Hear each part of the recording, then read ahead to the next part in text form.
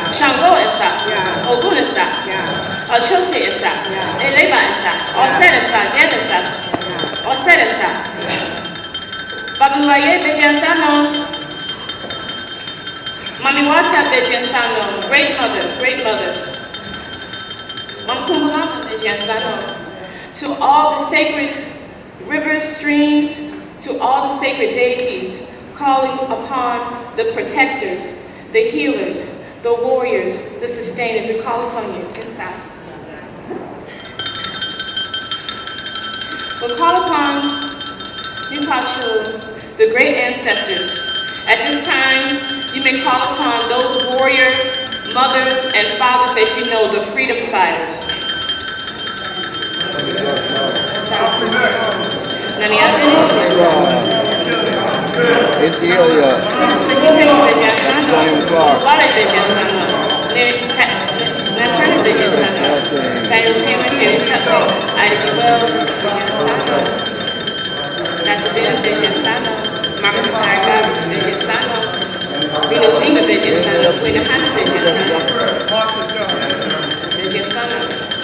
To all the warrior mothers, to all the warrior fathers, to all the teachers, to all the builders, to all the freedom fighters, to all the defenders and protectors of the African race, we call upon you. We call upon now your personal ancestors at this time. We call upon the ancestors of the Cress Welsing family at this time. To elevate, we call upon you one, we call upon you all. Those ancestors known and unknown. We call upon you to open your arms, to open your spirit at receiving your daughter who is returning home. We call upon you. We call upon those ancestors and her family lineage, those healers, those doctors, those soothsayers, those herbalists. We call upon you to receive, as she is making her journey to the realm of the ancestors. We call upon you. Yasirmo Ayodin, we ask for strength. As African people, we ask for strength to the Cress Welsing family. Yesimo Inshia, we ask for wisdom. We ask for wisdom of the ancestors. We ask for the wisdom and the insight that Nana Welsing has left us, that she take it with us and magnify it 100 times fold on the other side. We call upon you, we ask for sikha, we ask for wealth. We ask for spiritual and material wealth. We ask that she exemplifies and magnifies the wealth that she has given us as African people on this side. Ni pacha A.M.E. apostle ana yamache, asajudu yere, so amni yere. I come here on behalf of the community. I come here on behalf and representing the Cress Welsing family to open the way as we continue the assistance to our Queen Mother, Nana Frances Cress Welsing, as she ascends to the realm of the ancestors. This is a day of honor. This is a day of praise. We ask, Okano, Asurjabi God, the great healer, the great provider. We call upon Aset, Ma'at, that which is just, to surround her and continue as she makes her journey to the other side.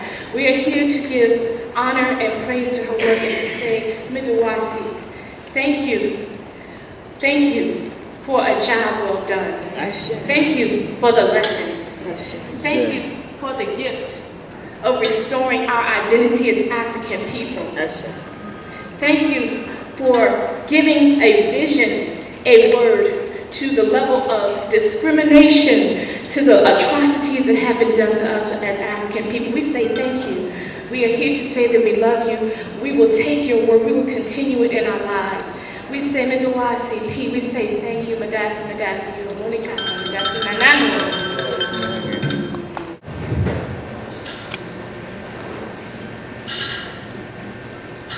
Peaceful greetings again, and welcome to the Cress Welsing Institute. My name is Sabrina Johnson. I'm a longtime devoted student, one of many longtime devoted students of Dr. Welsing. We're here today. This is so different. The Cress Welsing Institute has been functioning for close to probably over 3 decades. And tonight we're here without the physical presence of Dr. Frances Cress Welsing, who has changed our lives and changed the course of history. So we want to say thank you. And also, just by a show of hands, those of you who have not been to the Cress Welsing Institute before, could you just raise your hand? Welcome.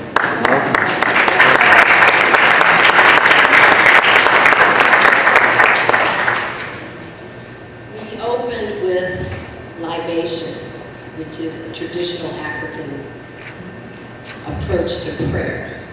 But I'd also, as we move forward, as challenging as it is, if we could keep in mind to amplify Dr. Welsing's words, her ideas, her courage, her strength, her fortitude, her perseverance, and in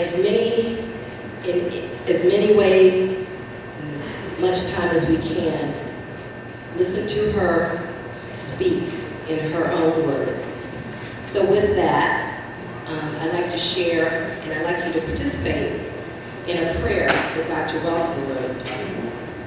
It's a liberating Black people's prayer for justice and peace, to say and envision when in prayer. So we'll do this call and response. Thou who art blacker than a trillion midnights, whose eyes shine brighter than a billion suns, thou whose hair doth coil, tighter than a million springs, radiating all energy throughout the universe. We beseech thee, one and only one, to give us total strength, to carry out thy will for the universe, to establish justice on planet Earth, and live in peace. That's Dr. Frances Cress Welsing.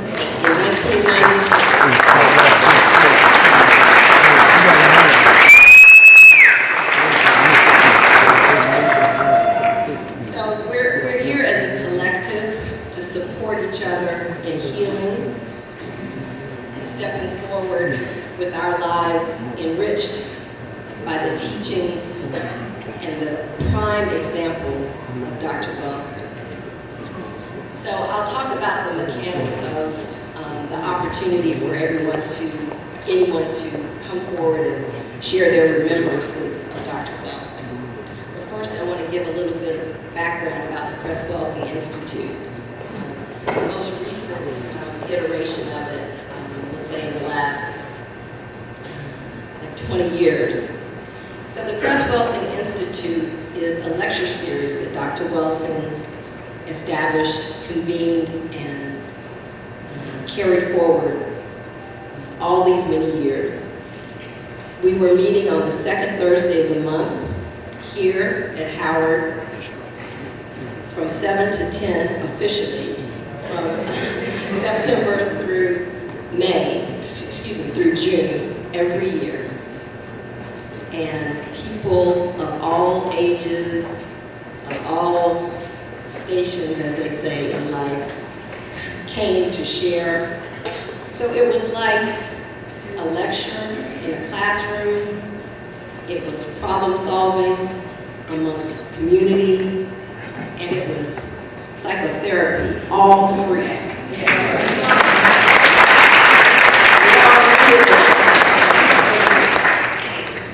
And the other feature was that Dr. Welsing would compile a package of materials. It included her definition of racism, white supremacy, the 17 stops in terms of behavior for mental health, which we will review. Thank you, Dr. Kalani. And news articles, because it's everywhere. Once you understand the fundamental construct of the system of white supremacy, you see it everywhere. So all of these news articles we would discuss. And one of the great things about the Institute was that it supported and confirmed Dr. Welsing's concept, her theory. And she got confirmation all the time. And she actually was enriched by what the students brought in terms of magazines, news articles, questions, dialogue. So it was a laboratory, a learning laboratory as well. And we are so thankful and know that we're so blessed to have had her in our presence and walking closely with her for so long. And she is within us, and we will continue. We will step forward, and we will continue the Cress Welsing Institute. So, we're usually down in the forum room, which is downstairs on the ground level. We came up here because we anticipated many more people to come out. So join us going forward. We still have work to do. Her legacy will not.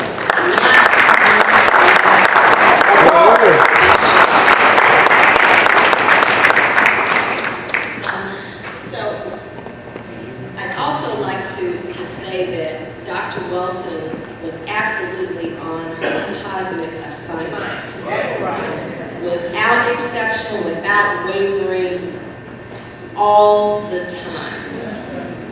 She faced all kinds of threats, dangers, FBI, CIA, all kinds of things. I've got a gazillion stories to share. But she pressed forward. One of the reasons why courage was so bountiful with her is based on what she said. Once you understand the thing, you know how to relate to it. So just as if you understand lightning, you're not going to stand in the middle of a field and the lightning storm with an umbrella and a cell phone. You understand it and you know what you must do. So although she is iconic in stature, what she has and did, we have and can do also and must.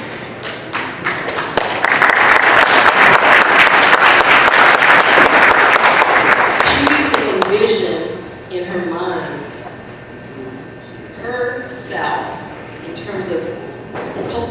take strength and power and courage. Grabbing a little rope and turning an aircraft carrier, those huge ships, around herself. She was determined, and is determined, that we will replace white supremacy with justice. And we will carry that. The other thing is, you know, she wasn't relying on anyone else. She certainly shared and helped people understand, taught, and was patient and listened. However, she wasn't waiting on somebody else to stand beside her or behind her. She was going to do it herself. So every month, she compiled these documents, had them photocopied, with only her taking the expense. She also took care of the cost associated with securing the venue and refused to be compensated by us because she was on her classwork assignment. She was determined to do what she needed to do. So we give thanks and we note that example as we live our lives. I want to give big props to a longtime student of the Welsing Institute whose role and function has been indispensable. Brother Danny Quinn.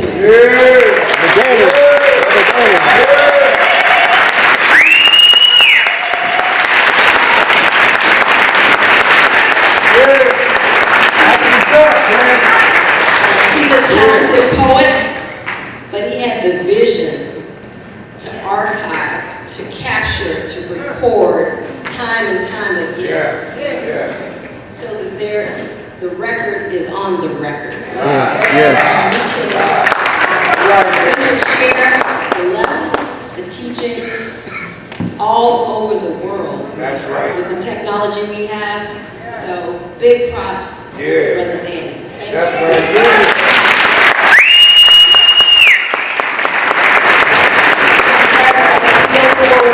Information available on how you can purchase CDs.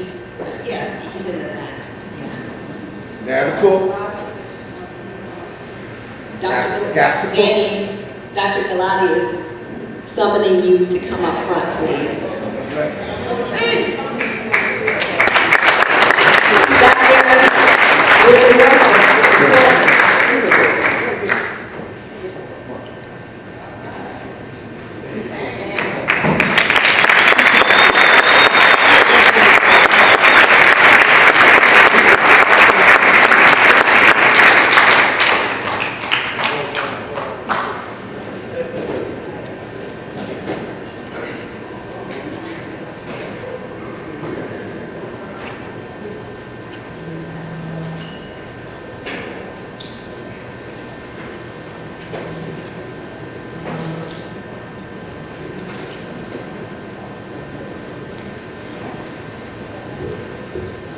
Greetings, brothers and sisters.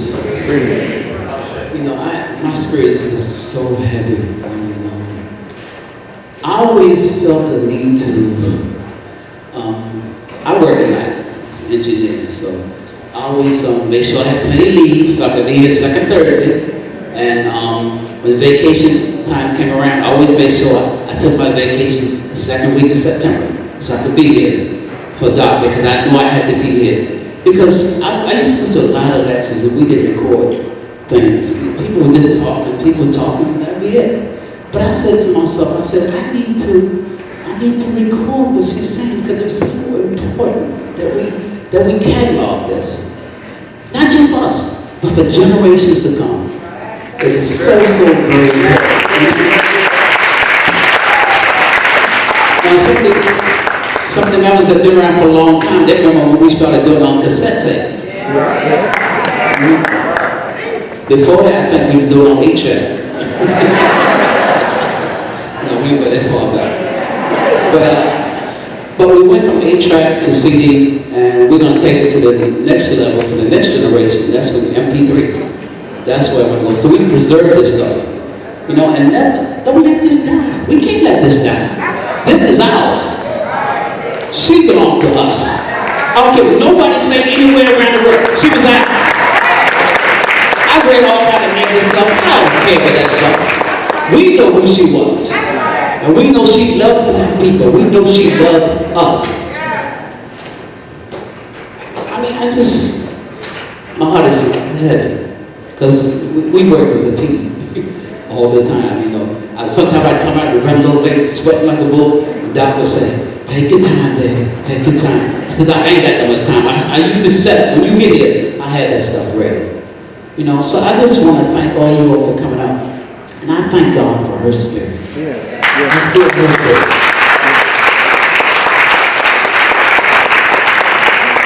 As a student of Dr. Cress Welsing, I coined the term for myself.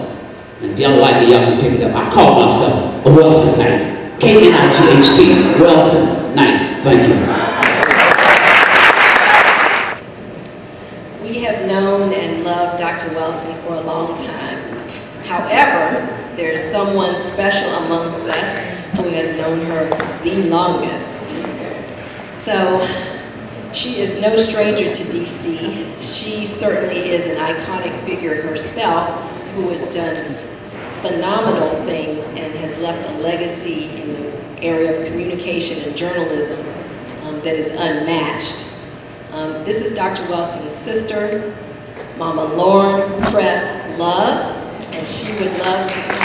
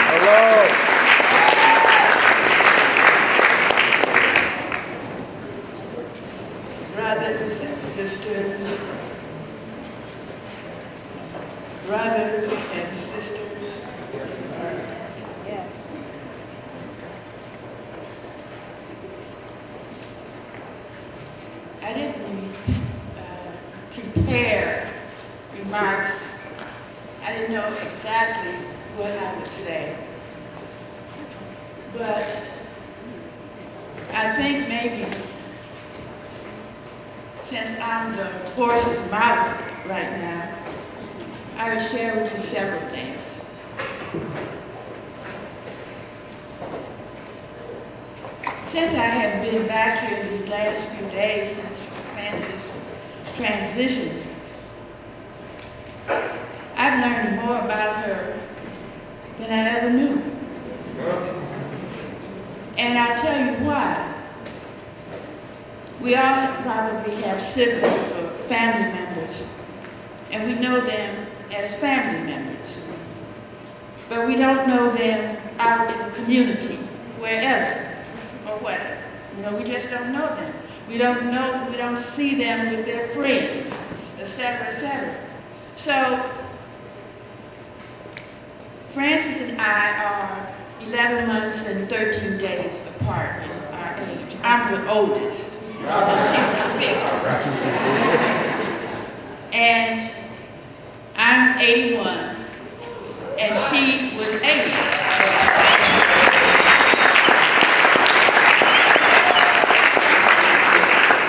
And she is going to be 81 on the 18th of March, and I'll be 82 on the 31st.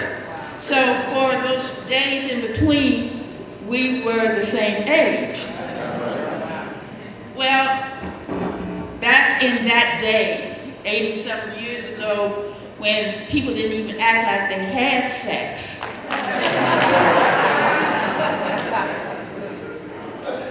my mother had me, and then she was pregnant again with Francis, right? So she tried to make us into twins.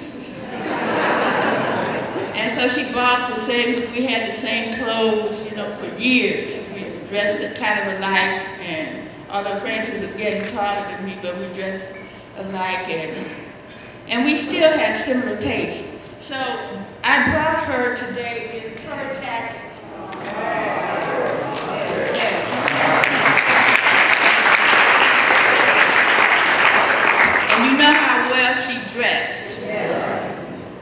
well, my mother taught us how to sew, and we kind of have similar tastes. Well, that's just, I was going to share a little more about her and about our family. Because we come from a family of warriors. And we never thought of it as that, but that is what it was. We're from Chicago, but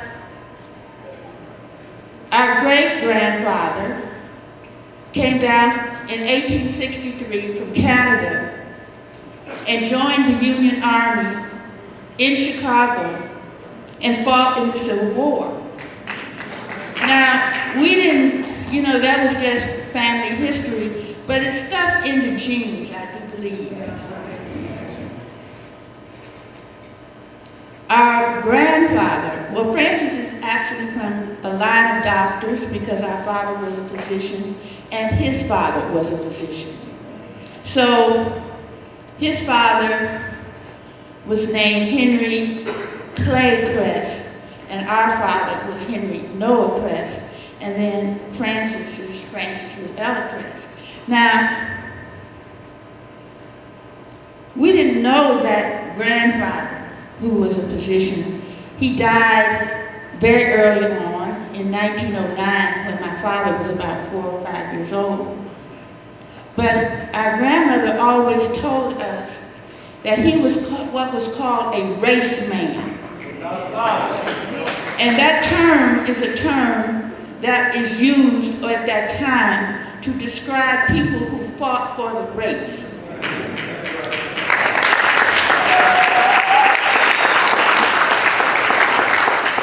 And my grandmother always said that he spent more time fighting for the race than he did practicing medicine. And I do believe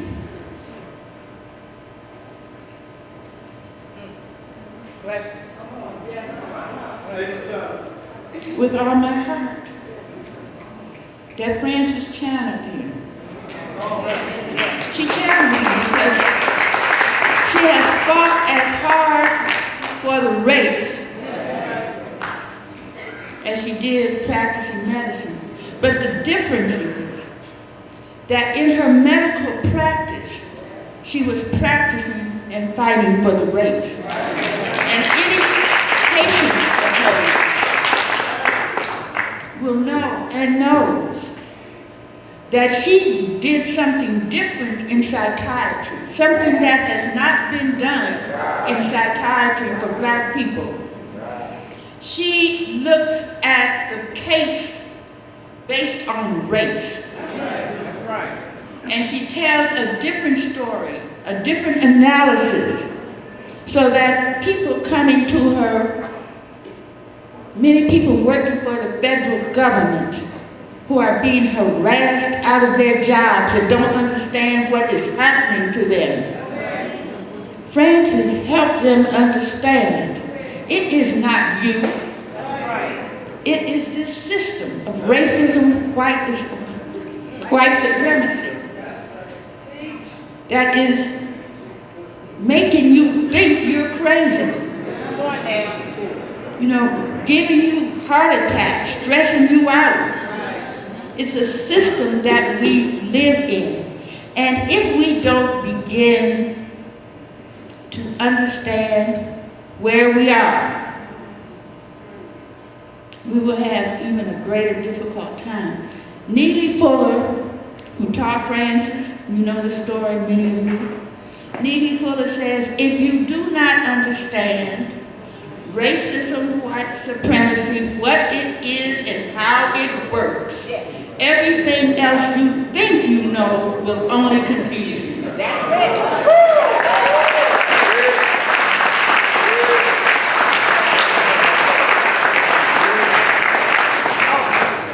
Now, we are all heartbroken. We are heartbroken because a Harriet Tubman, a Sojourner Truth, Mary Eve, the list goes on, has left us. But she wasn't going to be here forever.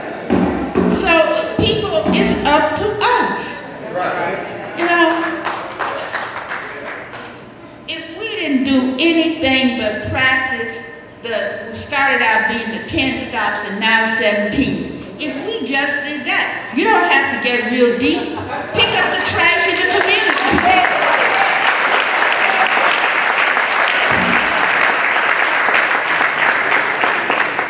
Just the 10 stops or 17 to Francis add more. Just do those little things. Stop cursing one another. Stop squabbling on each other. Just simple things. Start loving ourselves, which is so hard to do, because all this killing that's going on out in our community, and I live in Chicago now, and it's killings every single day. And everybody's talking about those children. Those children. Those children are us. They're us. It's like on a scale, sometimes we say on a scale from 1 to 10, 10 being the most, 1 being the least. Find your place. Well, they're us. And they are a reflection of what we have or have not done. So I want to commend Francis's students. You all know a lot more than I do, because we just talk on the telephone, blah, blah, blah, blah, well, I did so and so and so. Well, I can't talk long now because this is Wednesday and tomorrow is Thursday and I have the Institute. I know all that. But I did not have the privilege of month after month sitting at her feet. I probably wouldn't have done it anyway.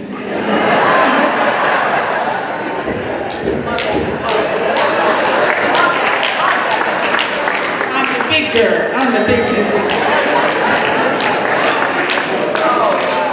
That's really not totally true. That's really not totally true. Francis was a perennial student. Since I've been back, I'm in her house. And her house is full of books, newspaper articles, a lot of clothes. But everywhere you would turn, and there are some people who came to kind of help straighten stuff out a little bit. Newspaper articles folded back, underlined under yellow tablets, thoughts written on it. She was thinking every day. She was reading every day. She was analyzing every day, looking at what is going on with us, looking at what is going on with white people that affects us. And anybody who has been in that house can attest to that. I mean, you can go, she's got articles that go back to 2008 and 19 so-and-so and so-and-so. Newspaper articles that she would be saving. She was a perennial student and a thinker. She really was a genius. You know, a genius.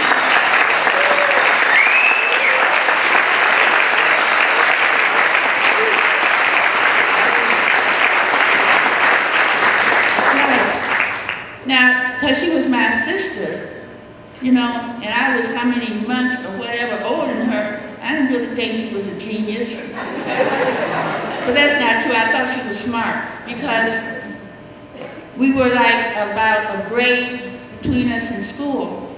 And in the 6th grade, she got what back then was called a double promotion. So she skipped a grade. So we ended up graduating from grade school together, high school together.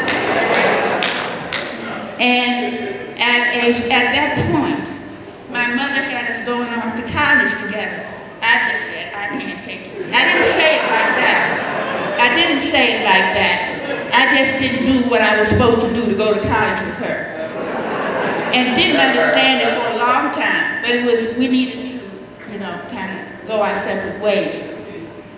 But we took piano lessons together, dancing lessons together, drama lessons together, on and on. So we were very close.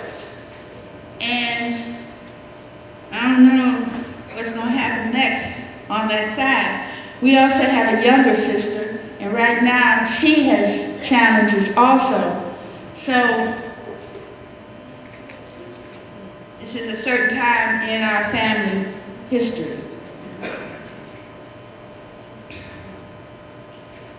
The Institute must continue. Yes, that's right.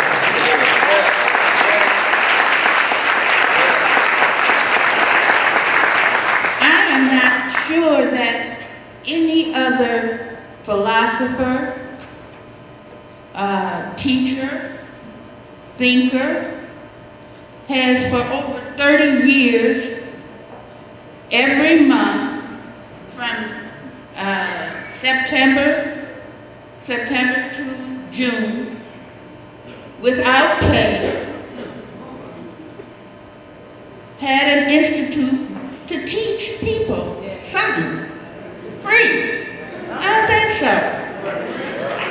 I don't think so. There may be something that I don't know. And she was, I mean, this was as much a part of her as breathing. Every Thursday, on Wednesday, she would start, well, she would be pulling the articles together over the week maybe, or sometimes, you know, maybe 2 or 3 weeks a month. But, I mean, it was a pattern. Put those articles together, she went to the printer, had them printed, had them set up, and brought them to the Institute. It was a pattern. Everybody knew. Second Thursday, Frances Welsing is her institute. One time, years and years ago, it was at Howard E. Before that, it was up at Howard in one of the schools. School of social work, exactly. Then it was at the Howard Inn. Then it came to Black River Center. Once they got rid of Howard Inn, which was political also, as you look and see what's going on in Washington, D.C. That was an early political move to keep black people away from each other. Because if you remember the Howard Inn, back in the 80s, because I lived here, you could walk in the Howard Inn and you could meet anybody. Dick Gregory held sway there all the time. So all kind of people coming through Washington, D.C. were at the Howard Inn. Jesse Jackson ran part of his campaign. His wife had a room there, maybe both of them. So it was a very political place. So when they got the university to get rid of it, whoever it was that did it, was making a political move early on against black people in the District of Columbia. Now, I'm not going to take all this time, but I do think that I must say, that we are under siege as a people in this country. The program is to move you out of the city, all over the country. Then you will lose political power and you will be nothing. You will have no say and you will have no jobs. Just look at what happened in South Africa, because it's a South Africa plan. They're creating Bantu stands. They're calling them suburbs right now, but they're Bantu stands, where we don't have political power, where we don't have jobs, where we will be killing each other even more. Now, I left Washington, D.C. in 1993. And since I have been back here, I've been back here more days, I think, than, or maybe not, but because I worked at the Folklife Festival back in '09. But I wasn't really in the city. And the city is changed, as we know. And people saying it's all over. Well, I think whatever you say, you make true. So if you start saying it's all over, it will be all over. If you get some other words, you know, use those other words to create a new and positive reality. One thing about, I guess a psychiatrist knows that whatever you think, you make true. And so whatever you think, whatever you decide, whatever you envision, you can create. And so let us continue to create justice and peace and harmony and love between ourselves. Let us do that. Thank you very much.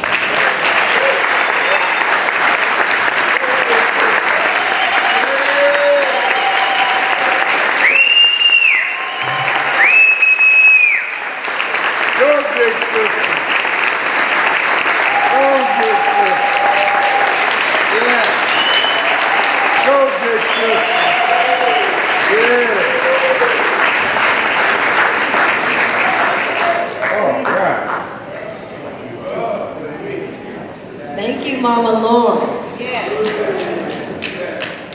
Co-founder of WPFW.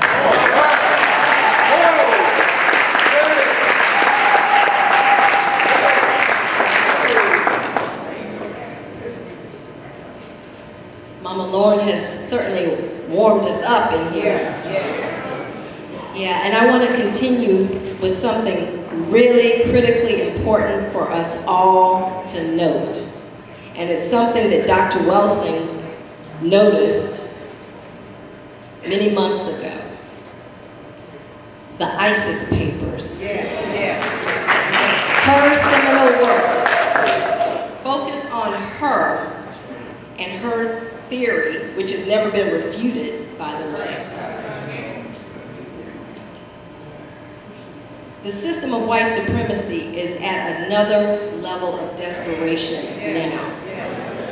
And so it is more critical for them to make sure that more black people do not get introduced to these concepts, to an understanding of racism, white supremacy, what it is, and how it works. So, most of you may recall that this is the Crest theory that was published in 1970. And Dr. Welsing designed the cover, and it is to graphically represent the planetary population. So it's this planet, mostly black, and just this tiny white minority in the middle. Right? So when you look at, when you hear the term ISIS today, unfortunately, what are we programmed to think? A terrorist organization. And if you notice the flag, it is a graphical representation of this. It's just, if you squared that, it's the flag of the so-called terrorist group ISIS. It's black, it's got a white dot in the center, it's got the white writing up top. So, you would think that's enough, right? So, Brother Don, right? He brought us, and this is what happens at the Institute. It's not just Dr. Welsing lecturing. People bring evidence and discussion items too. So, Brother Don announced at the December lecture, and he just shared these documents with me. The Guardian newspaper from the UK, right? The ISIS papers.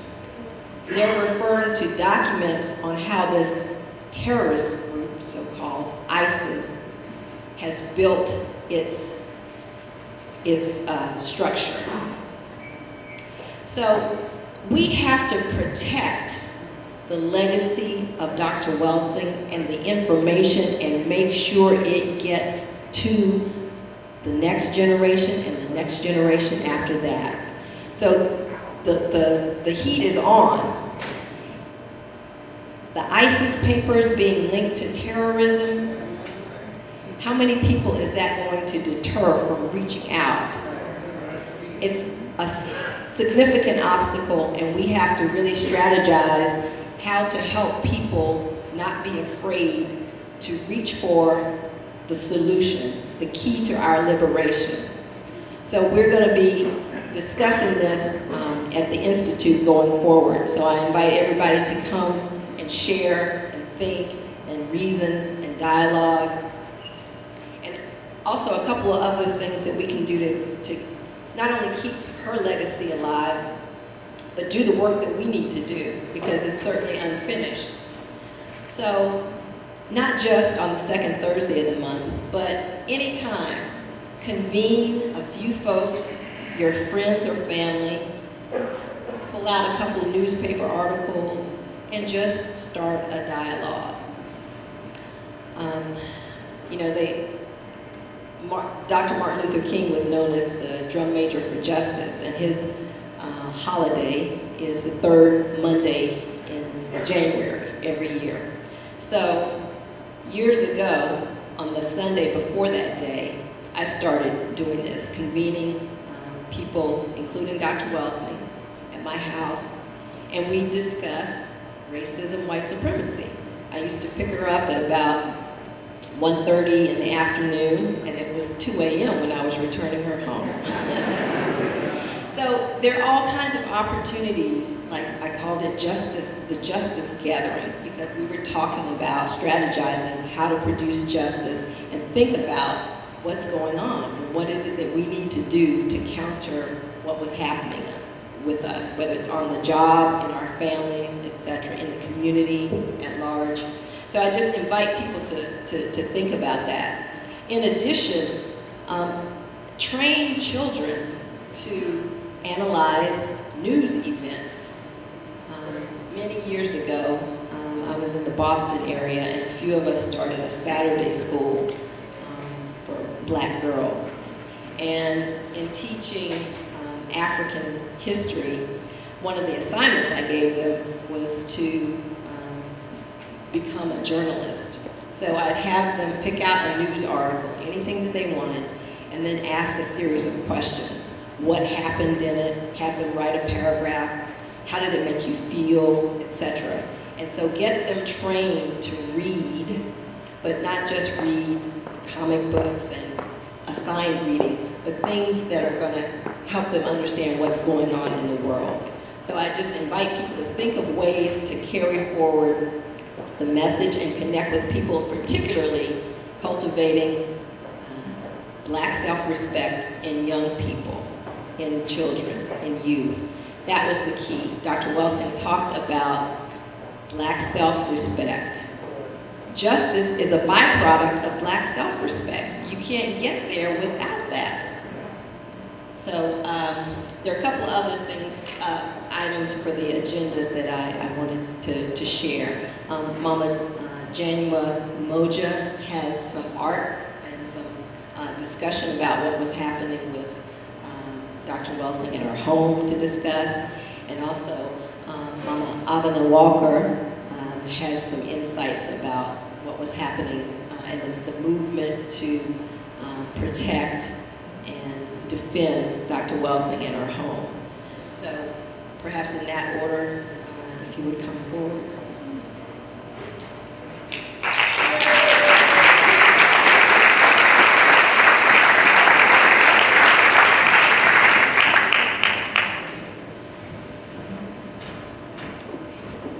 Greetings, everyone. Greetings. I've been on Dr. Welsing since I was in my 20s. I'm in my late 60s now.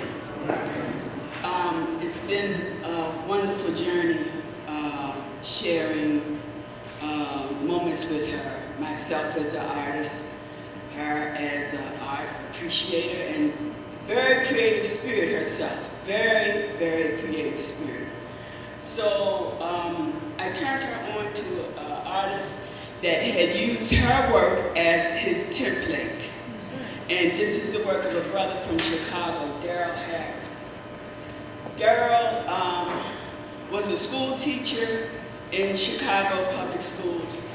And again, his work was all very social conscious, political, astute. And this particular one that you see with the white girls, the thing about Daryl's work is so hard, it's like, who wants to put that on the wall? But he's making this statement that how the media was formed around, so there you have Kramer, Archie Bunker, Doug, the Bounty Hunter, all these white folks spewing racism, white supremacy every week, and we looking at these shows and smiling and laughing. And then you see the small white ball on the table, and what he's saying apple pie.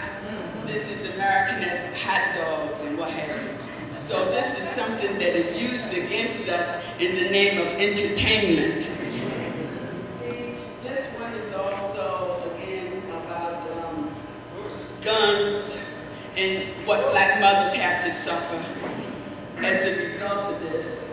Could be Tamir Rice, it could be Michael Brown, it could be any of those. But again, the suffering of our families as a result of guns, that really this culture has no desire whatsoever to get rid of guns. And in fact, they all want more of them. So something we have to do to make a change in this. But I wanted to share this. This is this brother's powerful work, and this is one of my favorite of his. And it might be too small, but this is about hip hop. How they always allow one at the top, and then you see he's on the mountains of skull and bones. Yeah, he's on the mountain of skull and bones, spewing out insanities to our communities. And this was only a 10. This is a lithograph. This is not a poster. So again, you see symbols. You see these poor young black people taking their long, hard-fought money to purchase the death of our community. So anyway, Daryl Harris is the artist. I have about 10 more of these. And Dr. Welsing and I were talking about doing an exhibit of Daryl's work. We just didn't get around to that yet. However, I want to do an exhibit this year, and we'll donate, if anybody wants to purchase any of the work, to the Cress Welsing Love Foundation.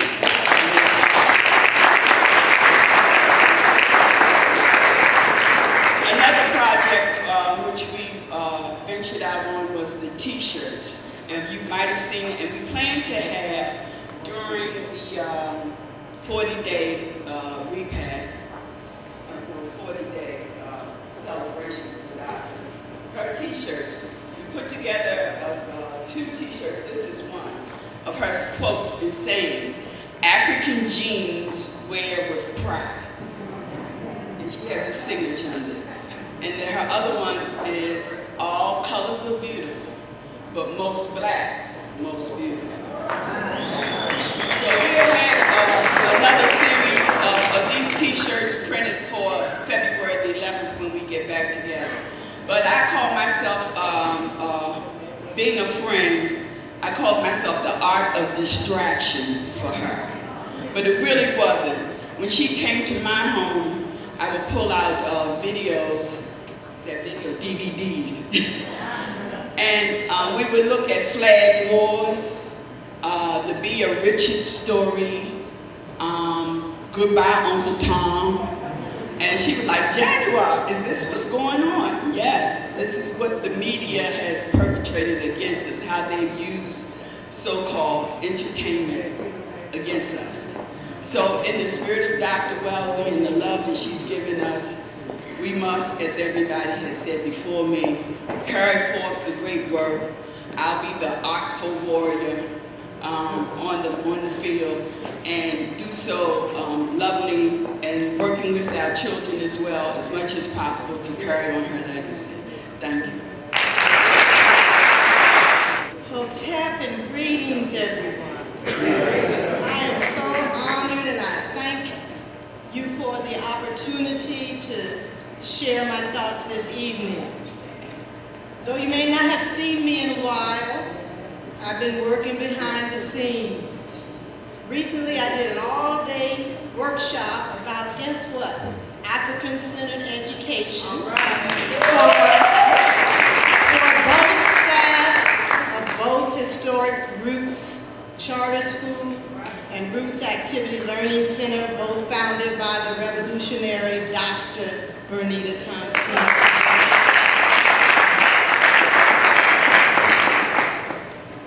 3 years ago, I also joined with several devoted disciples of our beloved Dr. Cress Welsing, who was fighting for the dignity of her people, for the dignity of elders, for the dignity of women, all of whom are being removed through gentrification from their homes. This is the modern day movement that years ago was called urban renewal, means Negro removal, and it is alive and awfully well today. She was fighting for her home, her dignity, and her life, her very life. Finally, after our community, all of you worked hard to get the only African-centered, the one and only, the first and only African-centered school in the American public system of miseducation, paid for our dollars, by our tax dollars. We didn't have to pay for it because we are supposed to learn our history through education. Every child's supposed to know Dr. Cress Welsing, and everything she's about. Unfortunately, I have a prison ministry where all the brothers in there know about her now. They read about her now. We tried to get that to them before they got there so they wouldn't end up there. Tony and I made a dent in the system for our children to learn about their history and their heritage, because without that, you're not educated. The other thing that I did, and I would, since I have seen you, I would like to, at some point, ask the family if it's okay if we could honor Dr. Frances Cress Welsing for this Dollars for Scholars program we've been running since the 90s. Some of my students here who have received some of the $3 million we have honored our young people in this area with. We would love to name this program after our heart, our head, and our power, Dr. Welsing. I just want to share a couple things in terms of what we have done in support of Dr. Welsing. The movement I talked about, formed on her behalf, is called She Shall Not Be Moved. Amen. January's here, Sister Lorraine, Brother Butler. So many of you helped support our efforts to do those things that I mentioned that we were doing. All right? And she was not moved. Her presence with us is stronger than ever. She loved us as a worldwide people, and she devoted so much of her adult life to her residency here in Washington, D.C. How blessed are we? How blessed are we? She could have been anywhere, but she was here with us. That doesn't inspire us to be the fiery warrior that she was. I don't know what else will. I don't know what else will. I was blessed to have three powerful Piscean teachers. My father, Dr. Welsing, who I met through her work in the 60s and early 70s as a member on campus of the Black Power Pan-Africanist movement. And also Nana Kwabena Obwaji Brown, who we worked with, our family worked with from the early 70s to start the African Cultural and Religious Society, which is now the Temple of A.M.E. And one of the things he taught us was about African spiritual sciences, and astrology is one of them. And I just want to share a couple of things that I feel describe Dr. Welsing's spiritual, physical, and mental power. All right? Just a little blurb on the Pisces. Pisces is the last sign of the zodiac, and the inner self is preparing to retreat from the world. It is cleaning up the odds and ends that have not been cleared in the other 11 signs. For this reason, some students call it the dustpan of the zodiac. Our dear elder and spiritual representative on this earth cleaned it all up. You know, through every sign, through the highest spiritual apex of astrology, Pisces. I think it means that she cleaned it all up as she was a culmination and combination of us all. And she could heal people in her practice of so many signs and feelings and ideals because all of it was represented in her. And we've been blessed to be around that representation of all humanity in the form of African people on the planet. I want to close with an idea that Nanakwabena taught us. I hope I have it right. But he talked about the fact that there are spirits hovering around that don't have to come down for the human experience because they have ascended through all of that and are on the final highest level. So they don't have to come down and go through the trials and tribulations of what we go through to learn to become Christ-like, as Christians say, and learn to be God-like, Mother, Father, God-like, as the Africans say, which is the meaning for education, is to become more like Mother, Father, God, and to pass on our culture, those two things.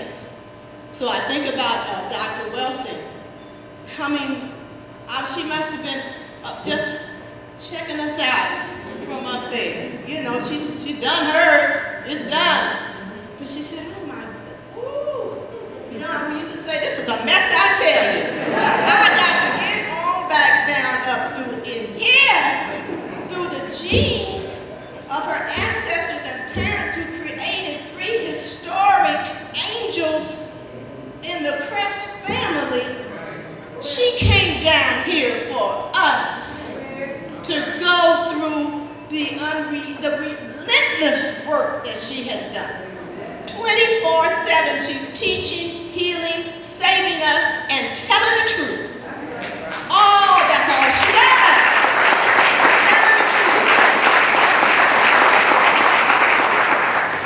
Last thing on the Pisces. When they are true to their real nature, Pisceans have a high and holy destiny and are the true saviors and servants of humankind. They have a great sense of compassion and sacrifice themselves in utter devotion for the redemption of the world. And she walked among us. How blessed are we? Oh my goodness. I just want to, on the behalf of any parent in here and all over this area, to thank you, Dr. Welsing, on your behalf, because she specifically and literally saved our children and specifically our sons. Nobody could help them come out of the warfare on them, or getting caught up in the system that's set up to catch them up in the system. Like Dr. Welsing, and I can speak from my own personal experience, she saved my son. And he soars today because she was in his life.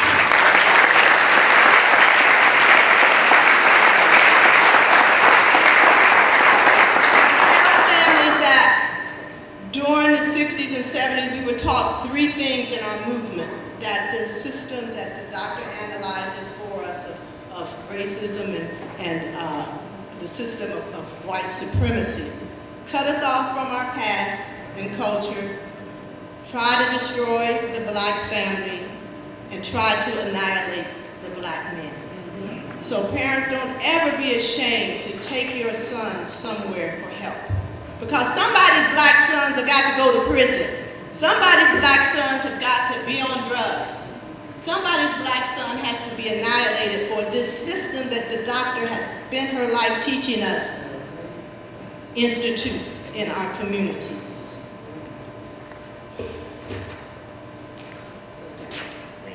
All right, the thing that I would like to share, even though I'm a member of the dedicated program, She Shall Not Be Moved, I haven't shared this request with them, so I'll just speak on my behalf. But I hope after I share the request that everybody in here, I've got a whole bunch of white paper over there stacked up, will put their name and email address to join our movement to continue the work of Dr. Welsing. And I would share with you that there's two parts that I would like for us to undertake. One is to bring those to justice who took her life.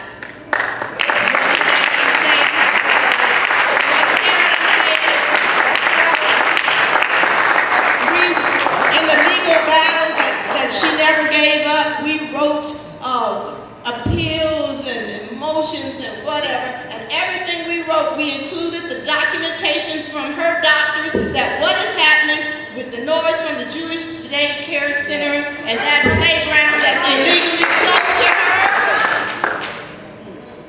All right? Right.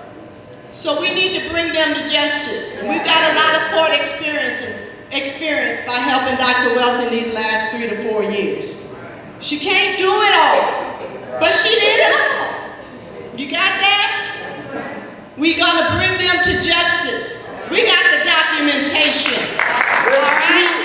They took her out so they could get that van, that last house on 16th Street, so they can control that corridor. And none of the city would help us deal with that. So they will be called upon to stand their day in the sun too. I got ideas. And I hear you.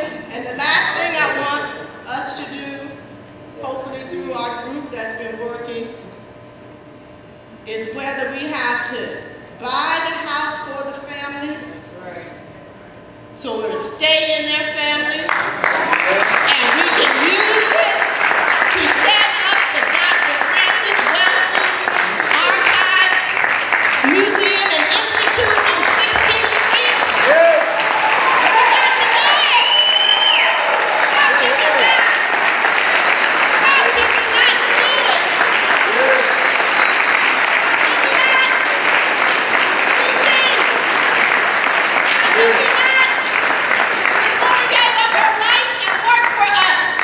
To be on a higher level that we still got to try to reach.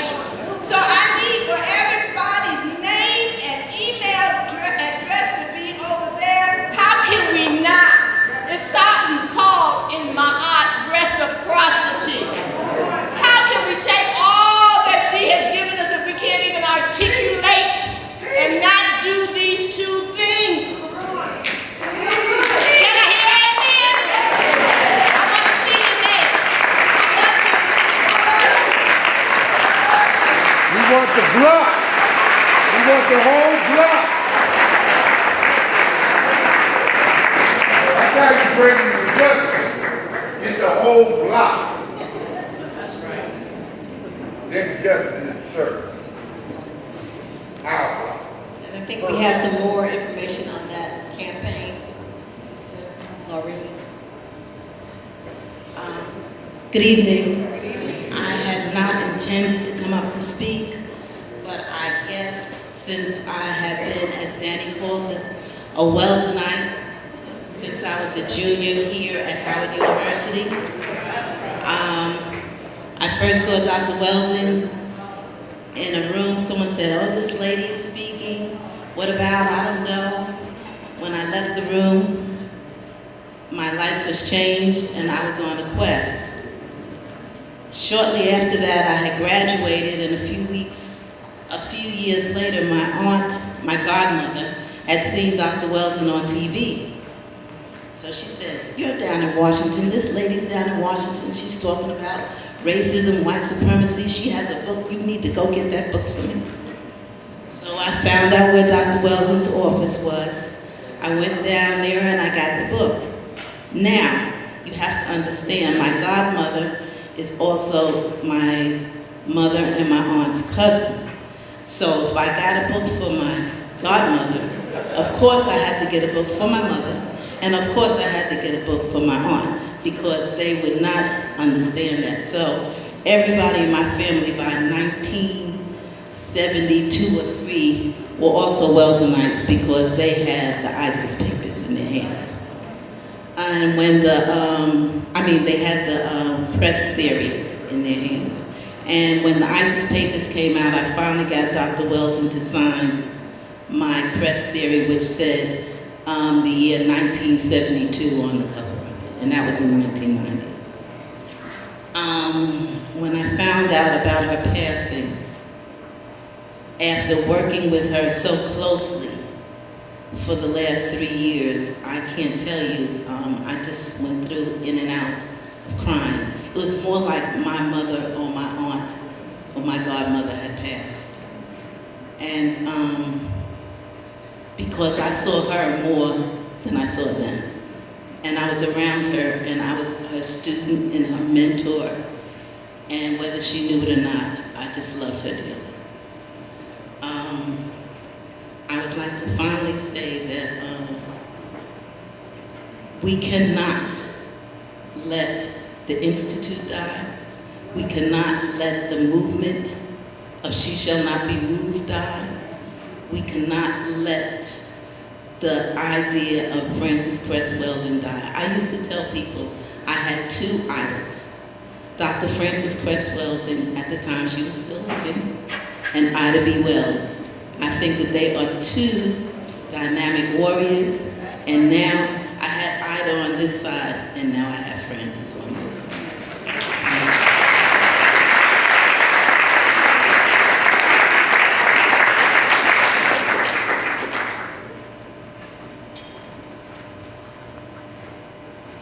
Okay, as I said early on, this is a process for healing, beginning the healing process in our community.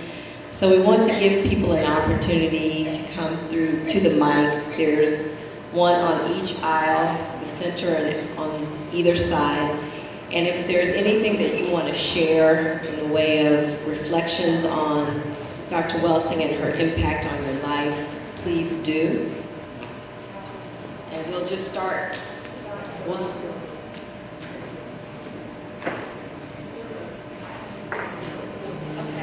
Yeah, and we'll start with Dr. Galati. If you could, brother, if you could pass Dr. Galati that mic.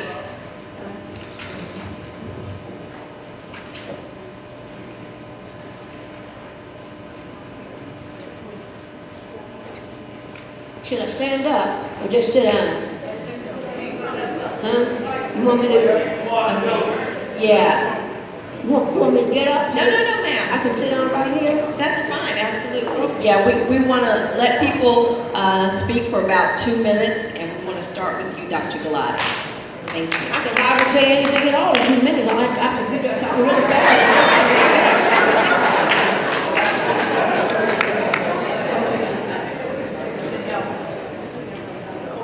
Frances and I were as sisters, and we spent so much of our time together talking about everything that could possibly be of value for us as a people. She was a psychiatrist and I was a psychiatrist. And we had both had training. She went on to become a child psychiatrist, and I went on to become a psychiatrist of the people who were mentally ill and criminally insane. And teaching. Because I think that in order for us to be able to do anything at all, we need to know the real selves, rather than that which is projected as being us, and our behaving as if we really accept that which is being said about us. You will find if you go onto the web now and try to look up Frances Cress Welsing, you're going to have a hard time trying to find something that is pure, because they're going to have it mixed all up with a little bit of everybody else and including it. And of course, the young lady who came up, who was with the Black Psychiatrists of America, when they were up there trying to move Frances out of her house by terrifying her, they were up there trying to get people to sign complaints about what was being done by the school that's next door. That's another whole history story, because it started out being a Hebrew school, and then it changed into being a public school and a charter school, then it changed into being a school for people who were part of the Islamic faith.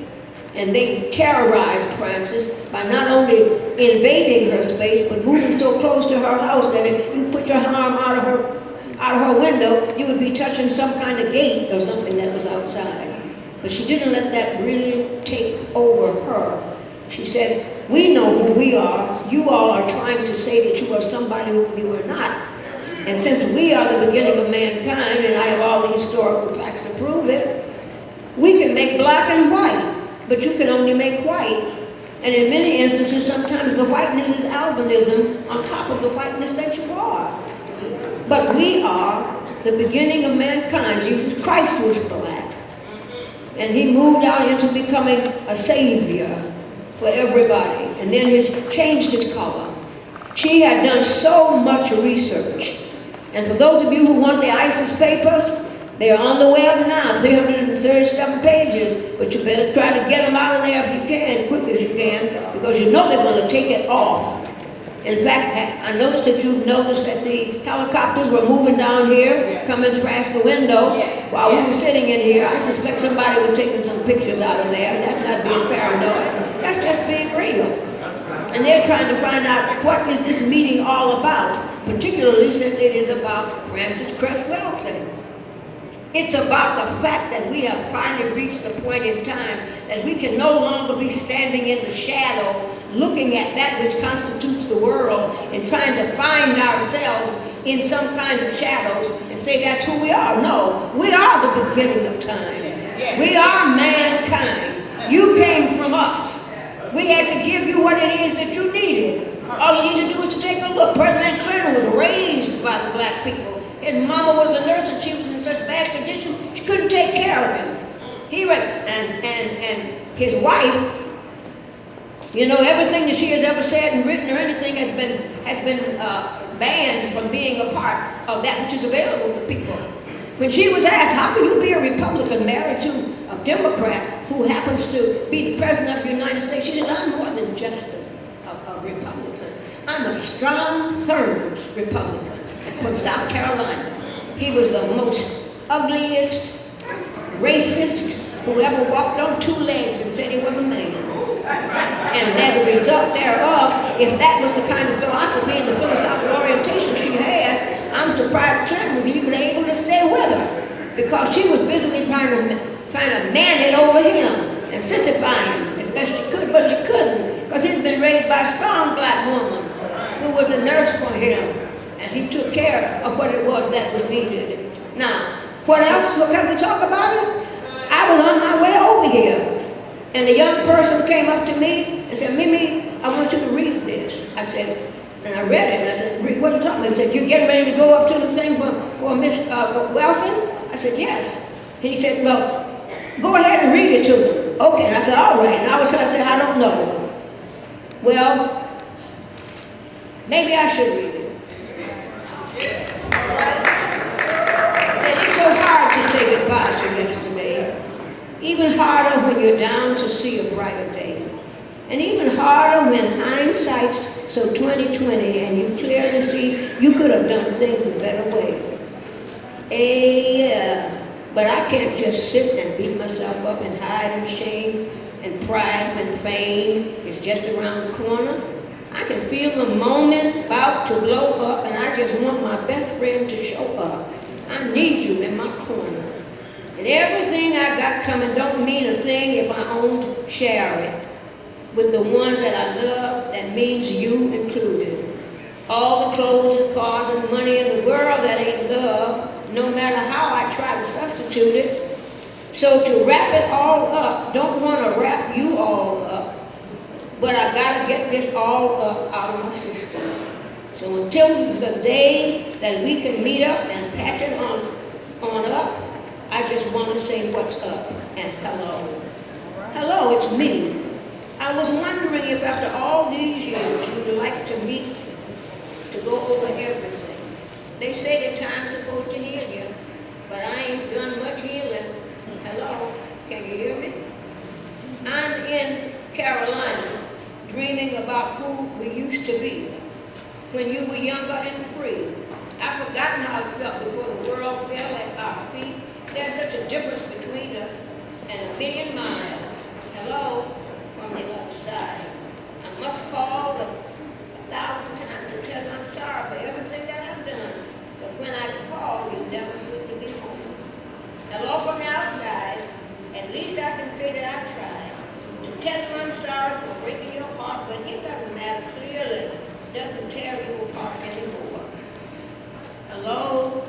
how are you? It's so typical of me to talk about myself. I'm sorry. I hope that you're well. Did you ever make it out of that town where nothing ever happened? It's no secret that the both of us are running out of time. So hello from the other side.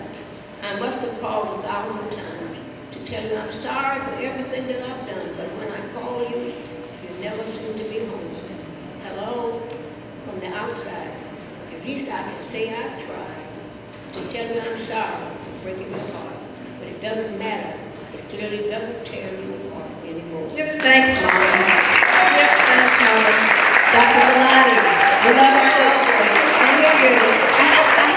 My condolences to the Welsing family here, and I've known Dr. Welsing for 25 years. I've attended her lectures for the last 16 years. I worked with Nellie Fuller down at the Grove Raven Printing in the early 90s. But one thing I want to point out about Dr. Welsing, she went out and challenged people. She challenged Dr. Shockley. She challenged the American Psychiatric Association president. She sent the White House, President Obama, the ISIS papers. She was always doing that. And in closing, I called her one day 10 years ago, let her know some show on Fox. It was one of them talk shows, these black women hating themselves. She got her on TV, said 10 minutes later I called her. She said, I called up the Fox network, and I did get the chance to see Dr. Welsing at most of her lectures, including the last lecture last December. And I called her in November to let her know that there had been a threat on the campus in October when something for the handout about the student down in Houston who had found something in the textbooks about we were hard workers, immigrants instead of slaves. But I wanted to point that out about Dr. Welsing, how she just went out after all these people went to NAACP convention, Urban League. You all got to understand. Thank you. Thank you. Since I heard that Dr. Welsing died. And I've been crying because she was like family to so many of us. And one of the things that I have been doing in my travels, I've made hundreds of copies of the Black Code for Self-Respect. When I send out cards, I put it in the cards. I go to London, I go to the Caribbean, I go to Canada, wherever I go, on the buses, in the streets, I give it to people and I tell them, here it is, you make all these New Year's resolutions. Here's some resolutions you need to make. The Black Code of Self-Respect. And we have to do everything. Dr. Welsing planted the seed in us, and we have to do everything to keep her memory alive, because she was our mentor. She was the kind of person that I looked up to, and I loved her dearly. And to the family, I say my heart goes out to you. She will be missed dearly. Thank you very much. Race first. Race first. Yeah, brothers and sisters, I'm going to be very short, straight to the point. The queens have already laid it out. It's on us to do it. That's right. It is not about me, he or she. It's about we collectivity. If you don't understand Frances Cress Welsing and true sovereignty, you missed it. So if you came here, she called you here. She is elevated now into her last rite of passage. And what we're supposed to do now, while we still are here in this mess, is get busy. Because we too are going to move to our last rite of passage. So as Garvey said, count on him to be the real Marcus Garvey in depth. Because if you don't know, that's where the real power's at. Because we all spiritual beings having a physical experience. But don't make your physical experience allow you to continue to be so apathetic that you don't understand the real reason why. Up, you mighty race, we shall accomplish what we will.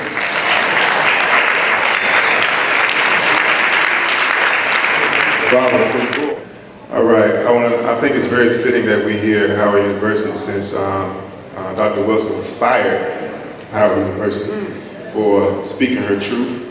And I think that her real legacy is sacrifice. She gave up a lot financially to speak her truth. She was punished for it. How many of us are willing to do that? How many of us is willing to not, most of us not willing to give up our lives, but they don't give up our lifestyles.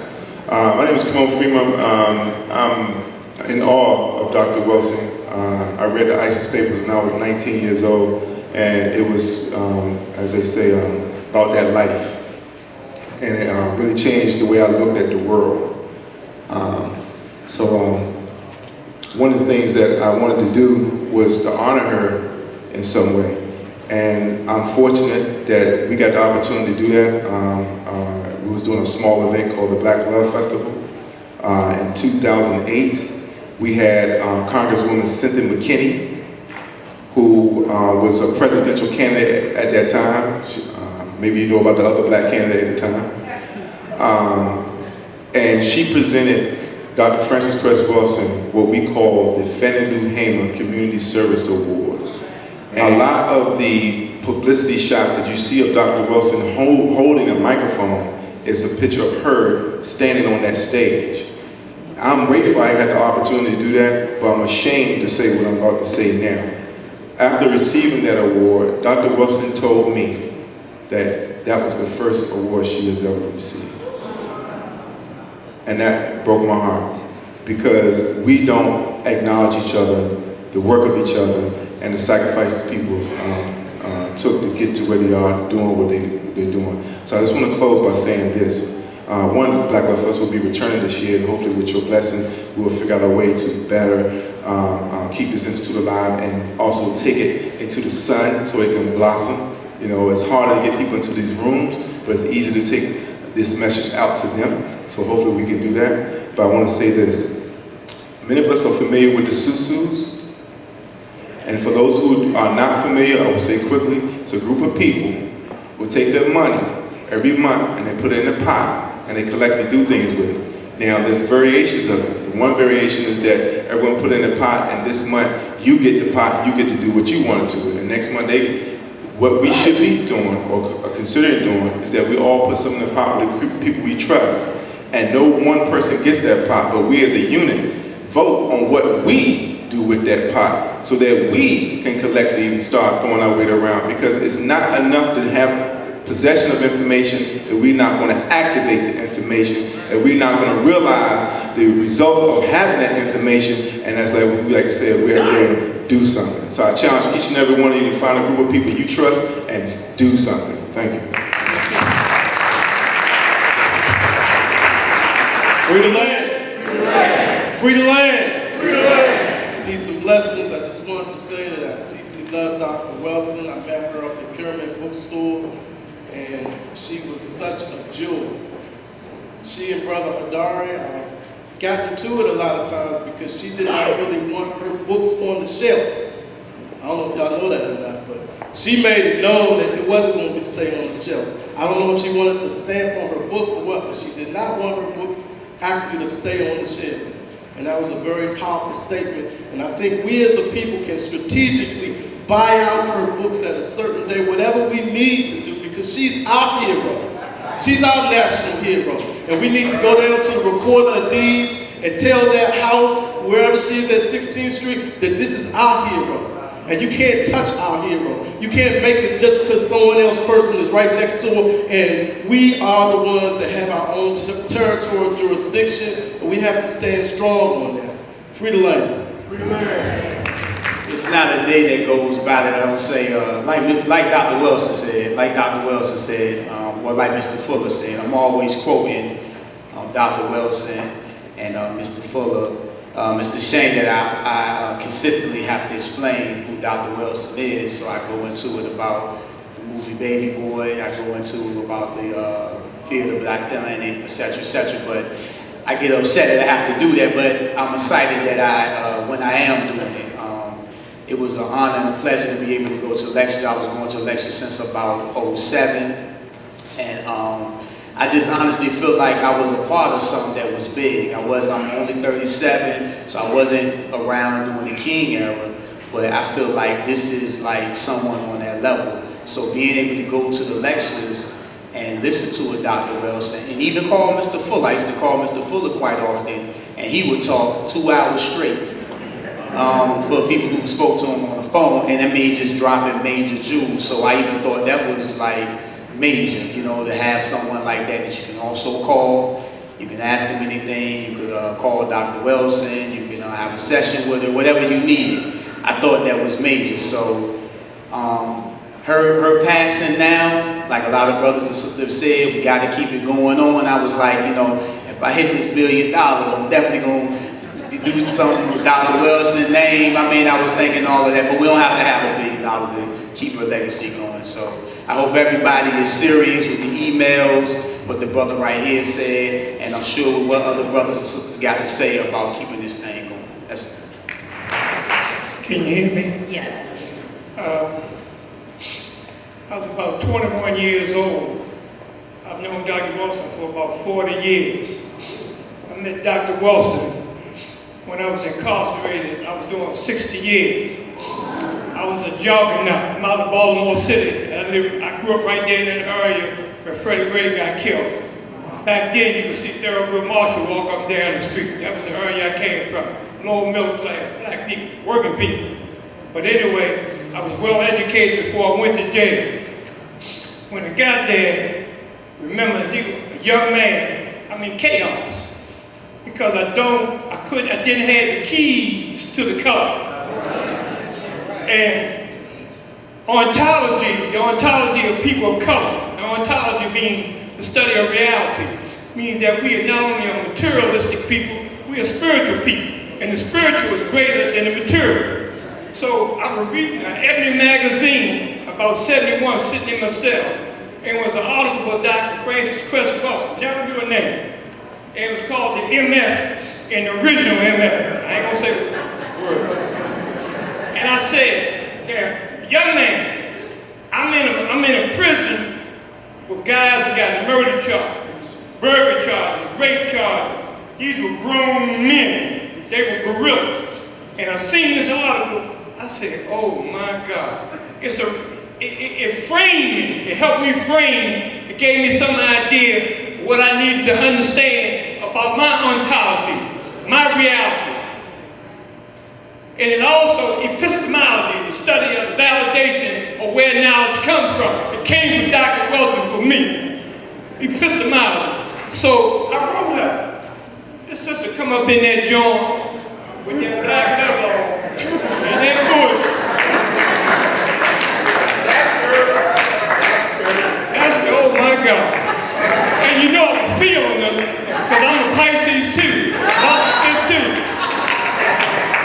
But the point I want to make is that this woman did not have that fear of coming in the joints.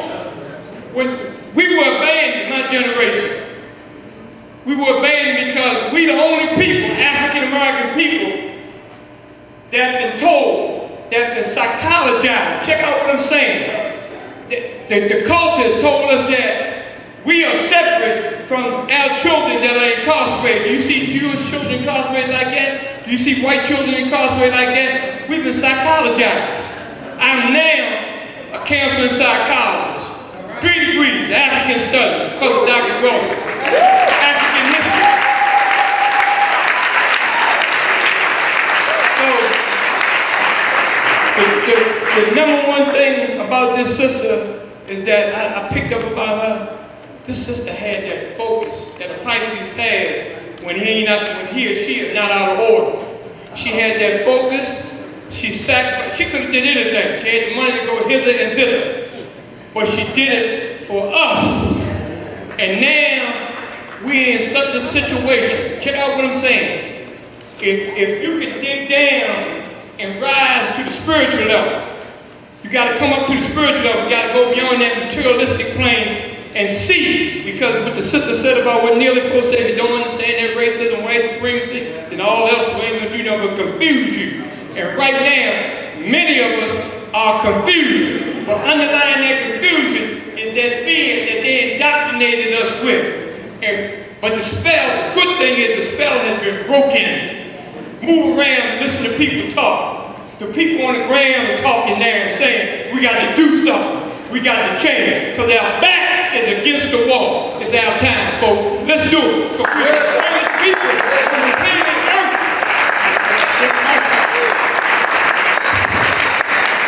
Earth. Good evening, everyone. My name is Jennifer Harbour Butler, and Dr. Frances Cress Welsing knew my mother. And when I heard that Dr. Welsing died, I'm the youngest of 12. My mother had 12 children.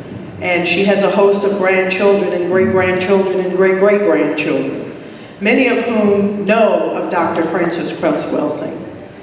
But one thing they didn't know is that what Dr. Frances Cress Welsing thought of my mother and their grandmother and their great-great-grandmother and their mother-in-law. So I shared with them a letter that I have a photocopy of on my phone that Dr. Cress Welsing wrote to my mother on September 29th, 1973. And I want to share with you what I shared with my mother's descendants, what Frances Cress Welsing wrote about my mother. As we honor the courageous spirit of truth in the life of Frances Cress Welsing, M.D., in 1973, Dr. Welsing penned a handwritten letter to my mother's name was Mrs. Julia Watson Rhines Steptoe Barbour. A handwritten letter, our Mrs. Julia, mother, grandmother, great-grandmother, mother-in-law, after hearing Mrs. Julia speak and read her poetry at a hub for poets, writers, and intellectuals in Washington, D.C. I transcribe it here in the event the copy is not clear, and I forwarded a copy of the letter. Quote, September 29th, 1973. Dear Mrs. Barbour, you are a genius. You are absolutely wonderful and marvelous. All Black people should have exposure to you. You should be talking to and teaching thousands of Black children. Harambe, and some of you may know Harambe. That's the bookstore, that's where my mother spoke, where Dr. Welsing heard my mother. Harambe should be commended for giving the 9 to 9:30 a.m. audience such a wonderful program. Sincerely, Frances C. Welsing, M.D., CC Harambe staff. Then I wrote, brilliance openly and joyously recognizing brilliance. Unencumbered by childish envy, jealousy, and competition with your own. This summer, I had the great fortune, while on Howard University's campus, to stumble into a class being taught by Dr. Welsing. She looked lean, strong, and spoke passionately, standing the entire time for over 2 hours. I recall her saying that Black people need to stop degrading each other, stop putting each other down, stop arguing, stop fighting, and stop overeating. My phone battery was at 0, so I couldn't record or photo her. At the end, for the first time in my life, I saw her, I approached her, I shook her hand, I thanked her, and I reminded her of her 1973 letter to my mother, and I told her I am Mrs. Julia's youngest, her 12th child. Alive in spirit, brilliant, brave Black women, Dr. Welsing and my mother, Mrs. Julia Watson Rhines Steptoe Barbour. Please let us know what we ought to do to help her home become the Welsing Institute by financial contribution. Send us the email what we need to do so that her home stays there and is forever the Welsing Institute. Thank you. Frances Cress Welsing Institute. How many of you are from the Pacific Northwest in here? Wave your hands. Yeah, it's okay, those who know. How many of you are from the Rockies? How many of you are from the Central Time Zone? Because many of the people in here are from the Mid-Atlantic or the East Coast. It was in the Garvey bookstore in Seattle, Washington. But before I continue, elders, noble elders, may I have the permission to continue to speak, please? Thank you. And as Mimi mentioned when she asked for Brother Danny to come forward, it is always appropriate to do the specific protocol.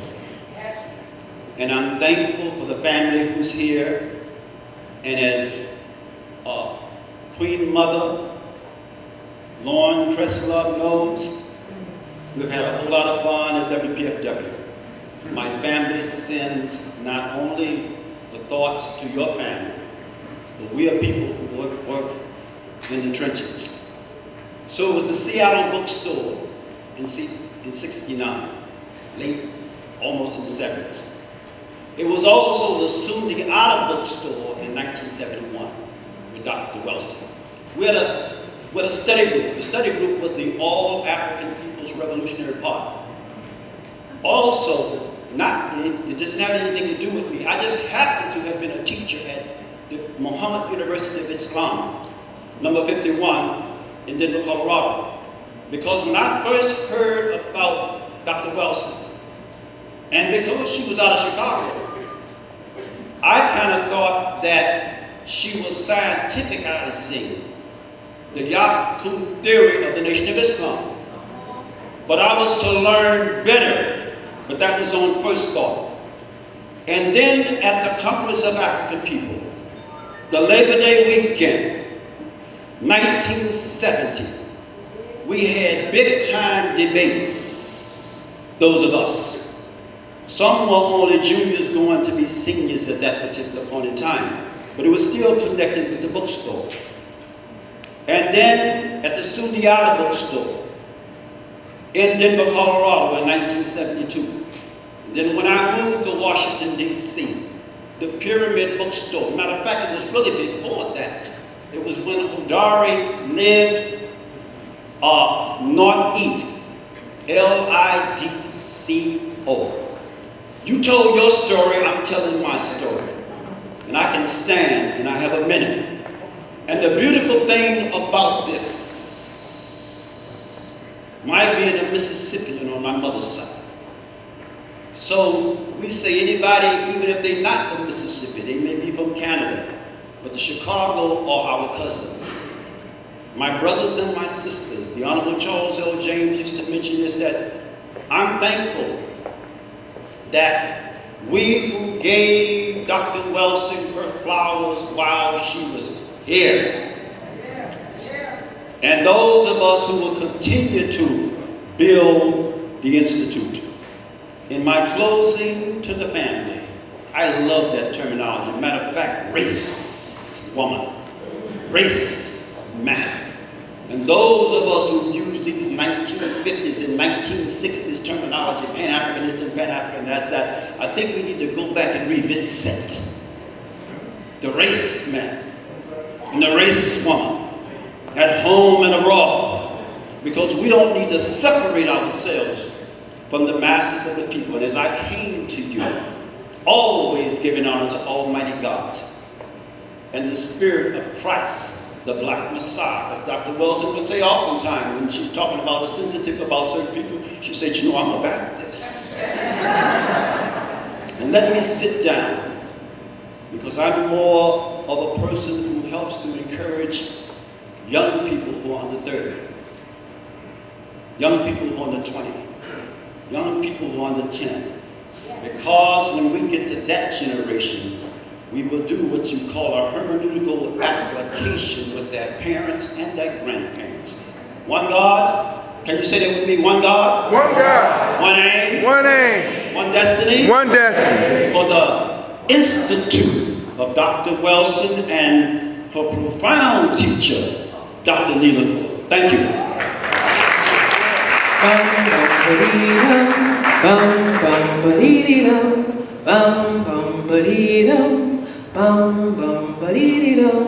Listen more often to things than to beings. Well, now listen more often to things than to beings. They say the fire's voice is heard. Hear the voice of water. It is the ancestor's breath, for the dead are not dead. They're in our hearts. They're in the wailing child, and our thoughts and our minds. The dead are not under the earth. So Dr. Welsing is very much with us. And I'm here with you. I'm not a Malaya, one that speaks in parables. Most people know I'm a storyteller, I'm an artist, an activist, and an educator. And I want all of you to know that in any way in which you can utilize my energy, my skills, my purpose, I'm here for us to continue this legacy of Dr. Welsing. We've got to make sure that everything we do, we continue this legacy for the next at least 7 or more generations to come. Now there is a list practically over there with a young woman named Michelle. Would you raise your hands up, Michelle? Where we want to make sure we get all of your emails so we can consistently and in an organized way stay in touch with all of you that are in here today. So before you leave, please make sure that you give that information. And I do want to share briefly that Dr. Welsing is one of the reasons why I'm in DC. I've been here 30 years.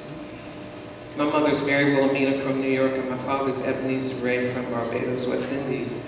But I have been in DC 30 years. But before I came here, I was on the West Coast in California, and I heard her first on the radio. And of course, here in DC and New York, there's a lot of strong concentration of African-centric thought, so I was surprised to hear her on the radio. But I also got a chance to meet her not too long after that, and then found out, of course, that she was here in Washington, DC. Now, prior to California, I lived other places, including living in Asia for a few years, and I had said, you know, the only other city I think I want to live in is Washington, DC. And because of all of you, I'm very grateful I'm here, and because of her, I'm very grateful for someone that gave her gift and gave a class and shared her gift free, you know, to all of us. Most people know I teach dance, I teach drama, I teach yoga. I would stop my classes. They were oftentimes Tuesdays and Thursdays, and I would stop them on the second Thursday of the month and bring my class. I said, you know, we need not only physical fitness, but we need mental and spiritual fitness. We're going to listen to this woman because she's going to feed us and make us fit in another way. And also during the time of the 20th anniversary of the Million Man March, I had some godchildren and children who were out of town come up, and we went to her class that Thursday before that anniversary, and we were able to spend time and take pictures. And of course, as vibrant and healthy as she was, I had no idea, of course, that she would not physically be here. But I have to say that honestly, I'm not feeling too much sadness because I know she ain't gone. And I know that she's in each and every one of us. And she will continue to manifest clearly by some of the things we've stated and some of the things that we will do from now on. And I'll just end with, she shall not be moved. She shall not be moved, just like a tree that's standing by the water. We will not be moved. God bless all of you.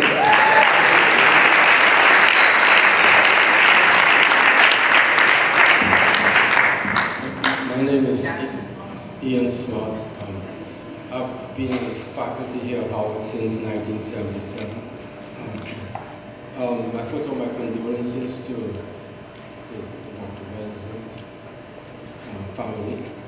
And let me say that I saw Dr. Welsing professionally a couple of occasions. That might explain what I'm going to say. Give the reason what I'm going to say. Look, we talk about self-respect. That's fundamental. Now, Howard University is the premier historically black college or university. How come it's named after a man who was a white man who was engaged in that campaign of genocide against the First Nations people?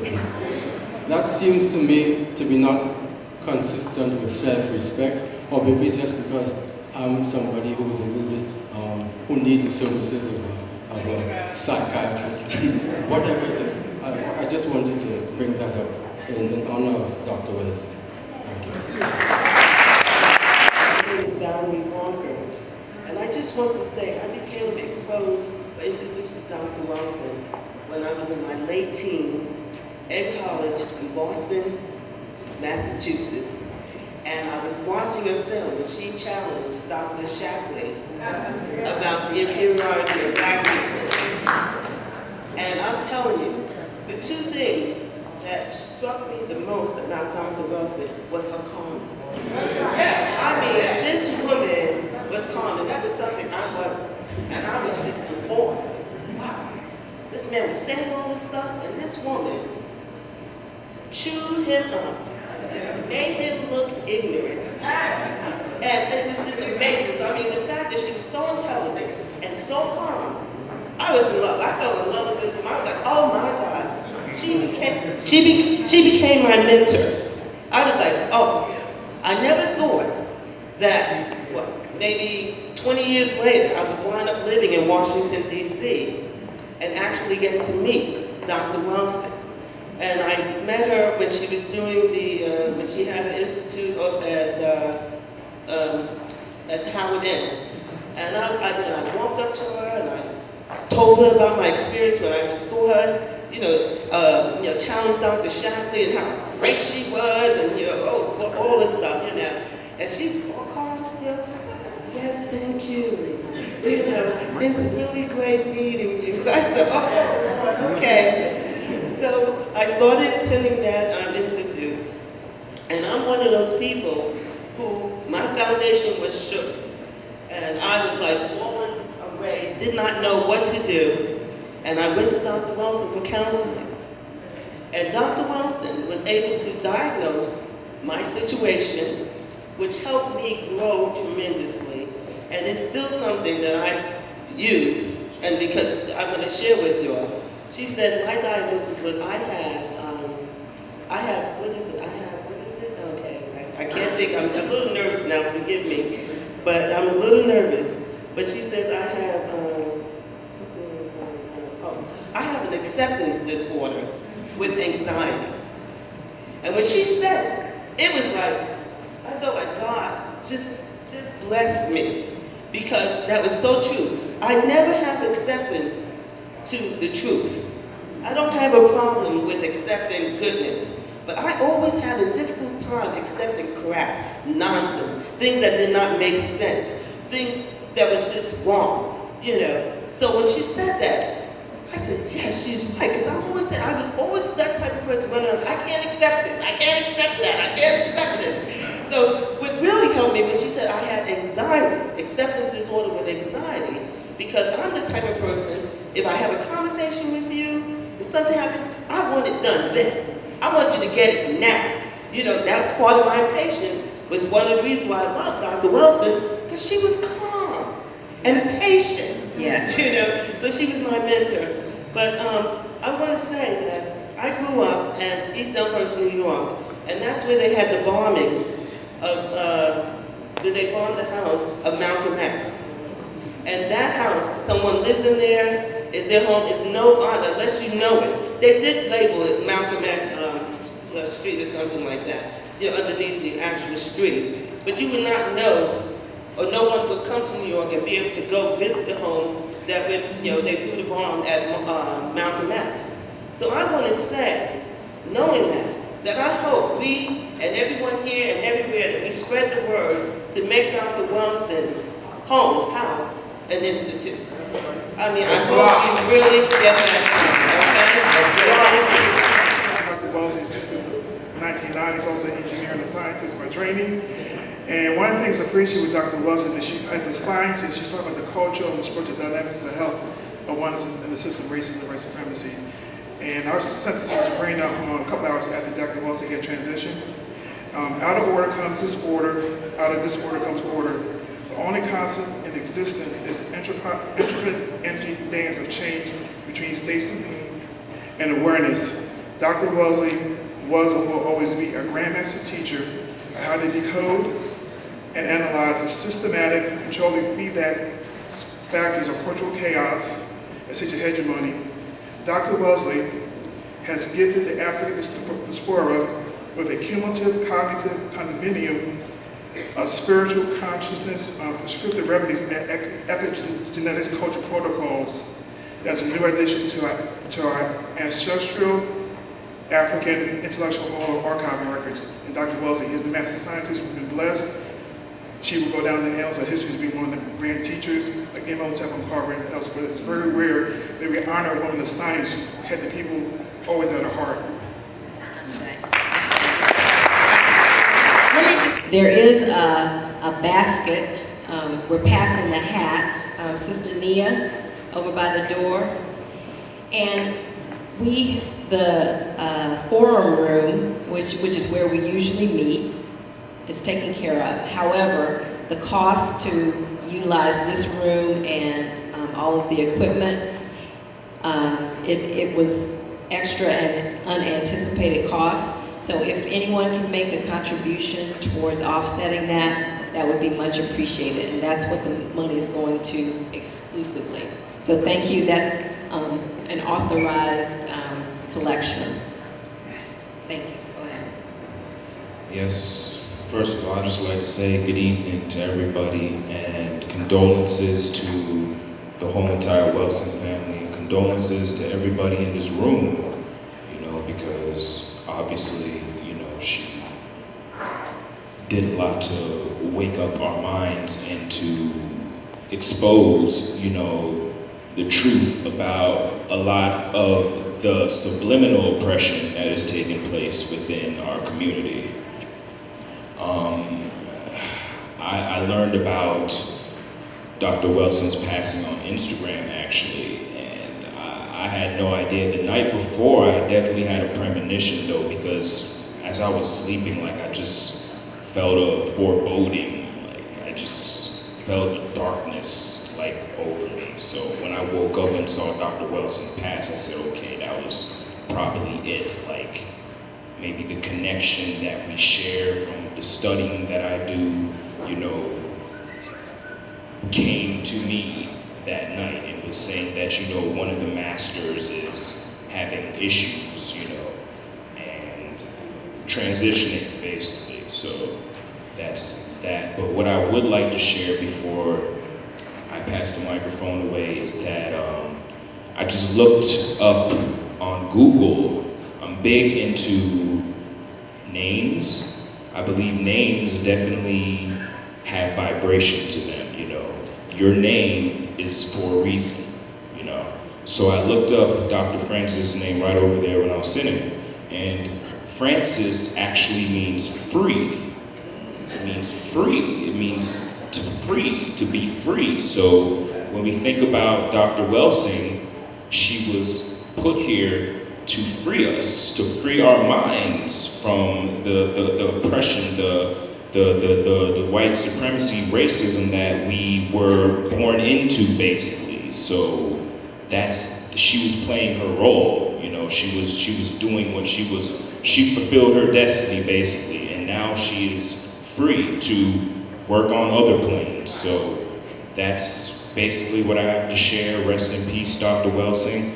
I saw her on the brick wall right over there. I saw her face put over there, so I know she's here with us.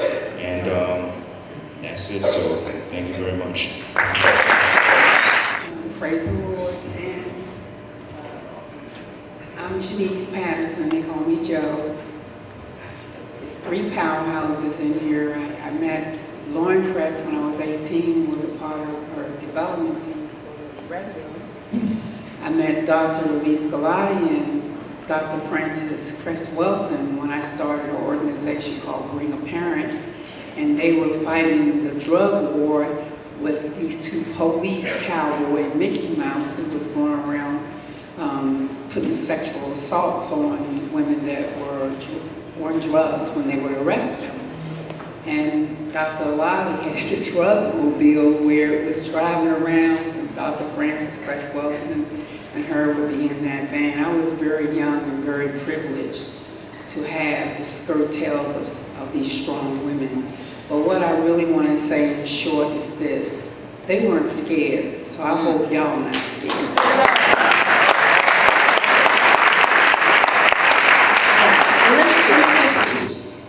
Good evening, my name is Daniel Landers. I'd like to open my door. I met Dr. Welsing looking at a DVD, Hidden Colors. and the hidden colors, she talked about the feminization of the Afro-American male. Come on. I said, wait, what's that song? Hold up, wait a minute. Then she talked about at Morehouse, how they sent a memo, the president of the university, saying that the black males could no longer wear dresses and high-heel shoes. So wait a minute, not Morehouse. Malcolm said, if you can change your perception, you can change your behavior. Dr. Welsing has changed my perception. When I look at football, basketball, chess, I see something entirely different. Y'all know what I'm talking about. A black man can run a ball, kick a ball, hit a ball, but he can't have no ball. Is that right?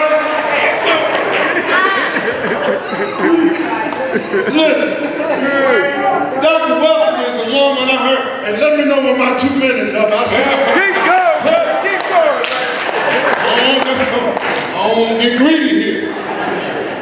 I was sitting in the lecture, because I haven't been here long, so I'm going to have to figure out how I can get my knighthood. Dr. Welsing talked about how you take the word America, rearrange it. You get 3 words. I am race. What?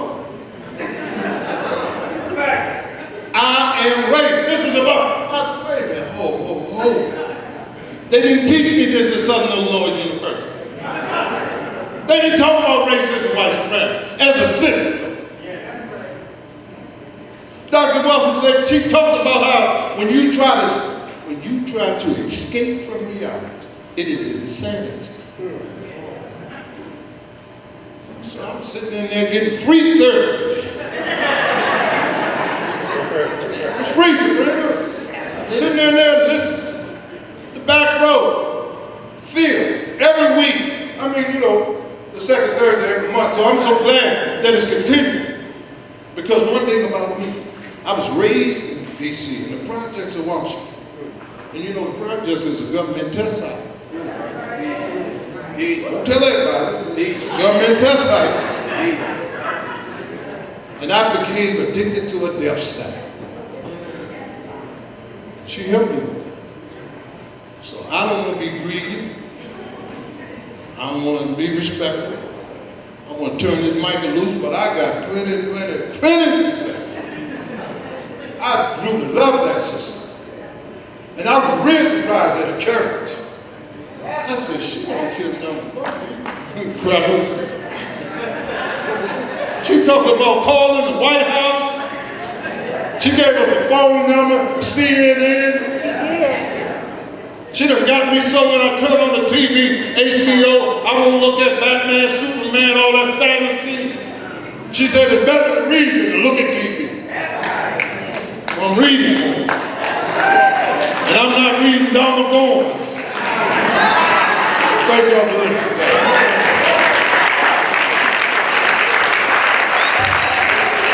And by the way, let me say, as we're reading the ISIS papers, also read Neely Fuller Jr.'s United Independent Compensatory Code System Concept, textbook, workbook for victims of white supremacy. Wow. Dr. Welsing and Neely Fuller have a cosmic connection. Yes.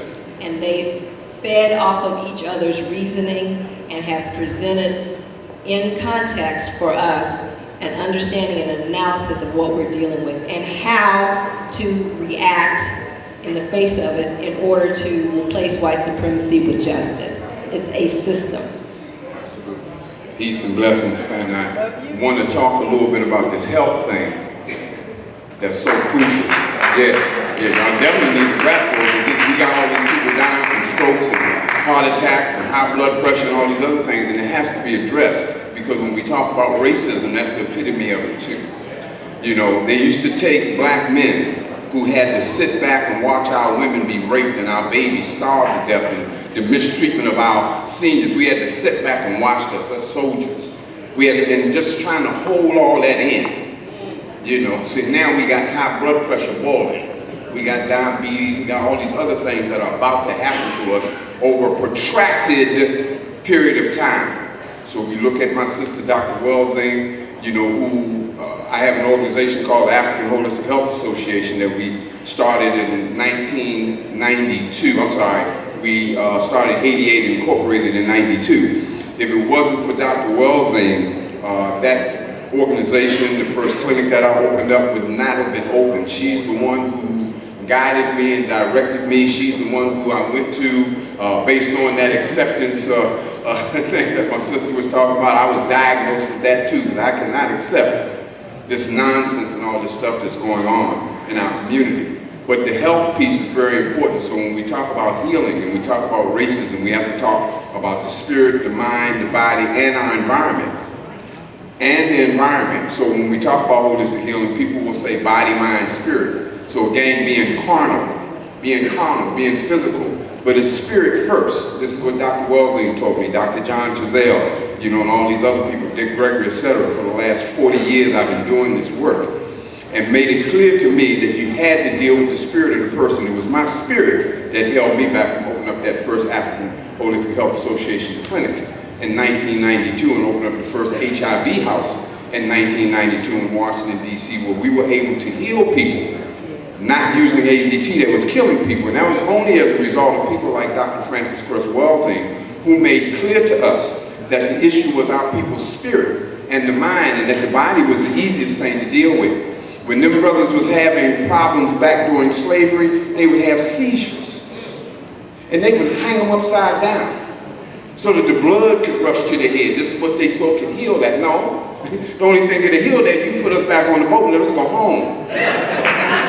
You know, and we have not been able to deal with that ever since. Every day, every black man in this country wakes up a little upset and they gotta suppress it. Every day, black women wakes up in this country a little upset and they have to suppress it. We got some people who say it don't even bother me. Okay, so we know that's the denial issue right there, that they are going to that point. But that too is racism, that they've convinced people to the degree that they don't believe that this racism has anything to do with all of the problems. Let me say it again, everything. And it's affecting a lot of everybody. Like my brother said, hold on, wait a minute. So it's people in this community who work in the hood. I work in the hood. And when I say I work in the hood, I work in my neighborhood, you know.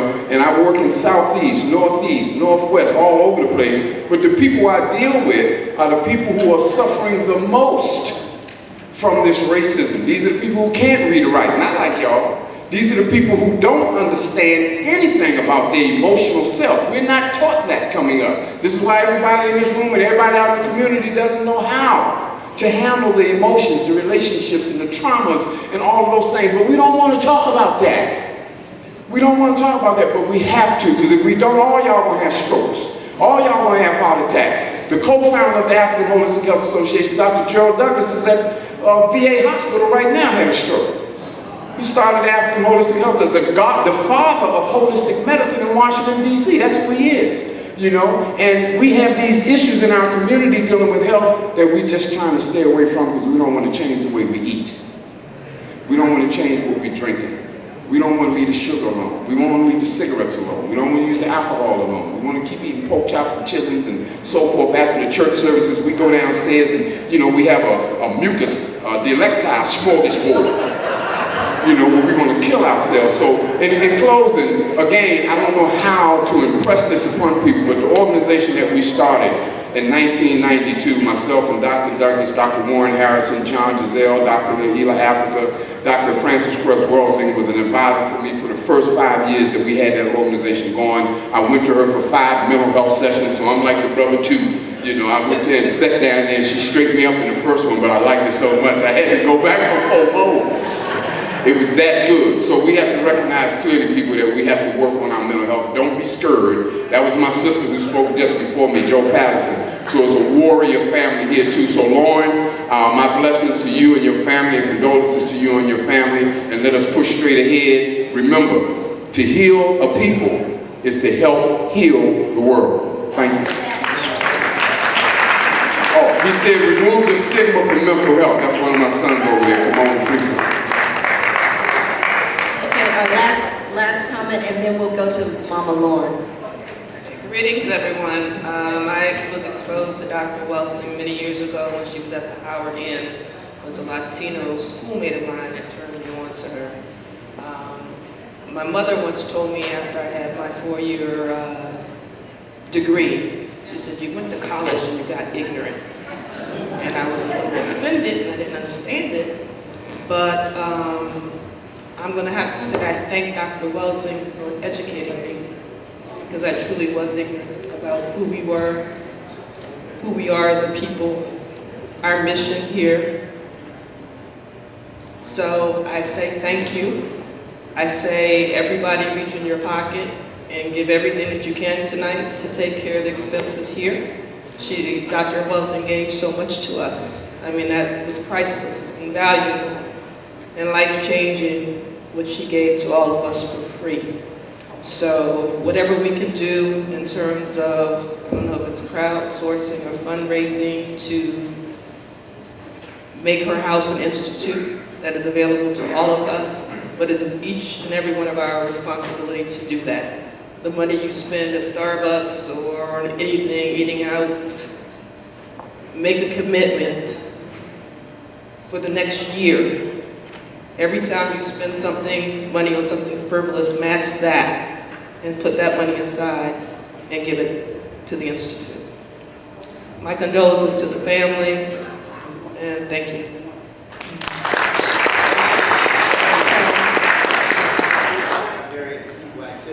I thought someone would say it. I don't want to be disrespectful to any elder out here, but may I have permission to speak about that real quick? Because we cannot talk about Dr. Cress Welsing and not mention that. Is that okay? Yes. Okay. So, Mike. Oh, okay. I talk loud enough to speak. Microphone check. All right. Does everyone here know about the 9 areas of people activity? That's very important. I didn't hear people mention that. Who knows about the 9 areas of people activity? The important thing about that is my son was doing the project. My son is 8 years old, and he does go to an African-centered school, but he was doing a project on white racism after they watched Hidden Colors at school, actually. So I said, hold up. You can't talk about white racism unless you talk about 2 people. Who are those 2 people? And you can't talk about white racism and talk about those 2 people unless you talk about the 9 areas of people activity, which are, you can do it with me, education, economics, entertainment, labor, law, sex, war, politics, religion. So let's remember, when we leave here tonight, it's not about the people in this room that have been seeing Frances Cress Welsing and hearing Nellie Fuller for the last 30, 40 years. It's really about the youth, those who are under 10 years old. And we have to make sure the new curriculum is not that garbage they've been taught for all these years by the Eurocentric educational system. The new curriculum is for them to understand the 9 areas of people activity and actually implement a plan to put a system of what in place of this system of white supremacy, a system of justice. So everything we talked about tonight, unless we do that, is futile. Unless we do what I just talked about, and we go to every one of our young people here in DC, the weekend that we honor Frances Cress Welsing, on everyone's cars, we should have posters of Frances Cress Welsing. We should have all the lessons, the 17 things we need to stop doing. We should have the 9 areas of people activity listed. And I will tell you and this is the last thing I'm going to say. The last time I came to a meeting, some of you probably thought, wait a minute, how is he disagreeing with Dr. Frances Cress Welsing? I don't know if any of you remember that. But we actually had a discussion, and we had a slight difference on something. And you know what she actually said? She said, oh, he can teach the class. And I'm showing you right now that yes, I can teach the class. You can teach the class. And she's not here anymore. So we're going to have to teach the class. And we're going to have to stop talking about our youth like they're a lost generation. If they're lost, we got to go find them. And we got to implement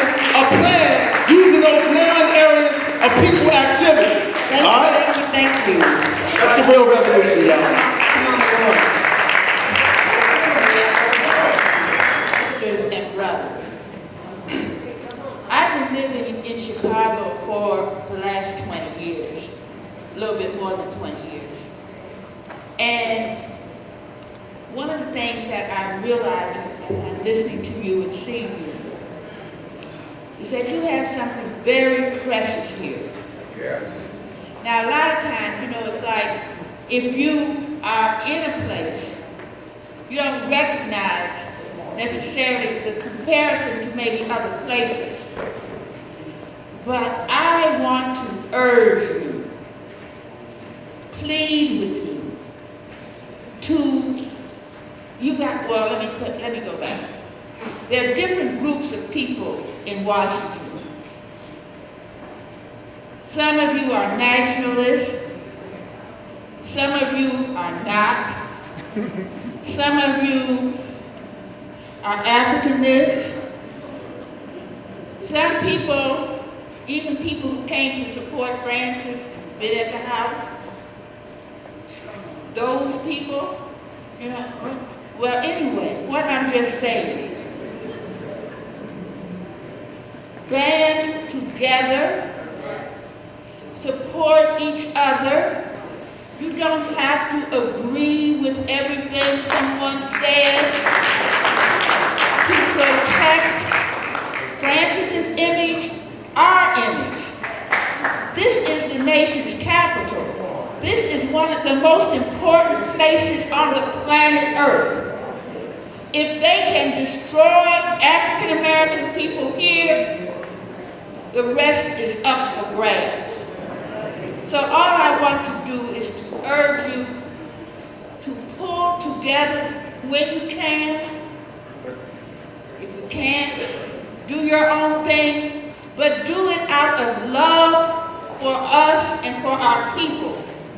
That's all I would want to say in closing, that you don't know how precious this group is.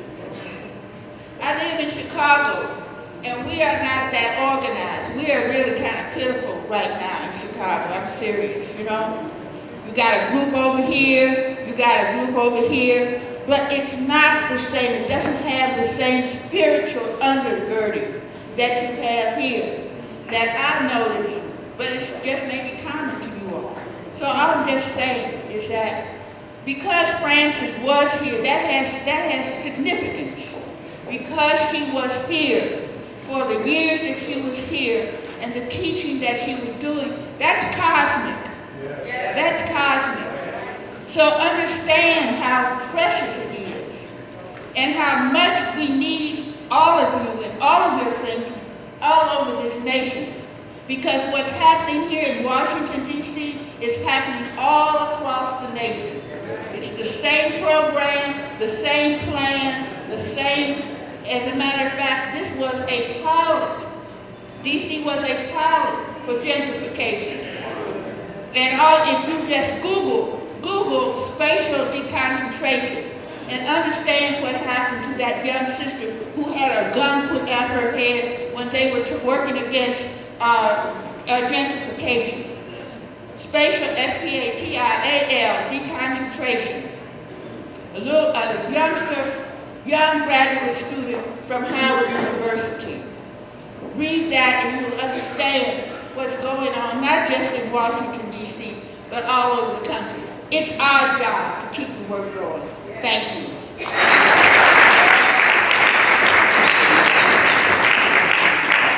I am so pleased to have the opportunity to present the Fannie Lou Hamer World Community Award to a woman most deserving, Dr. Frances Cress Welsing. I present to you Dr. Frances Cress Welsing, 2008 recipient of the National Black Love Festival Fannie Lou Hamer Award.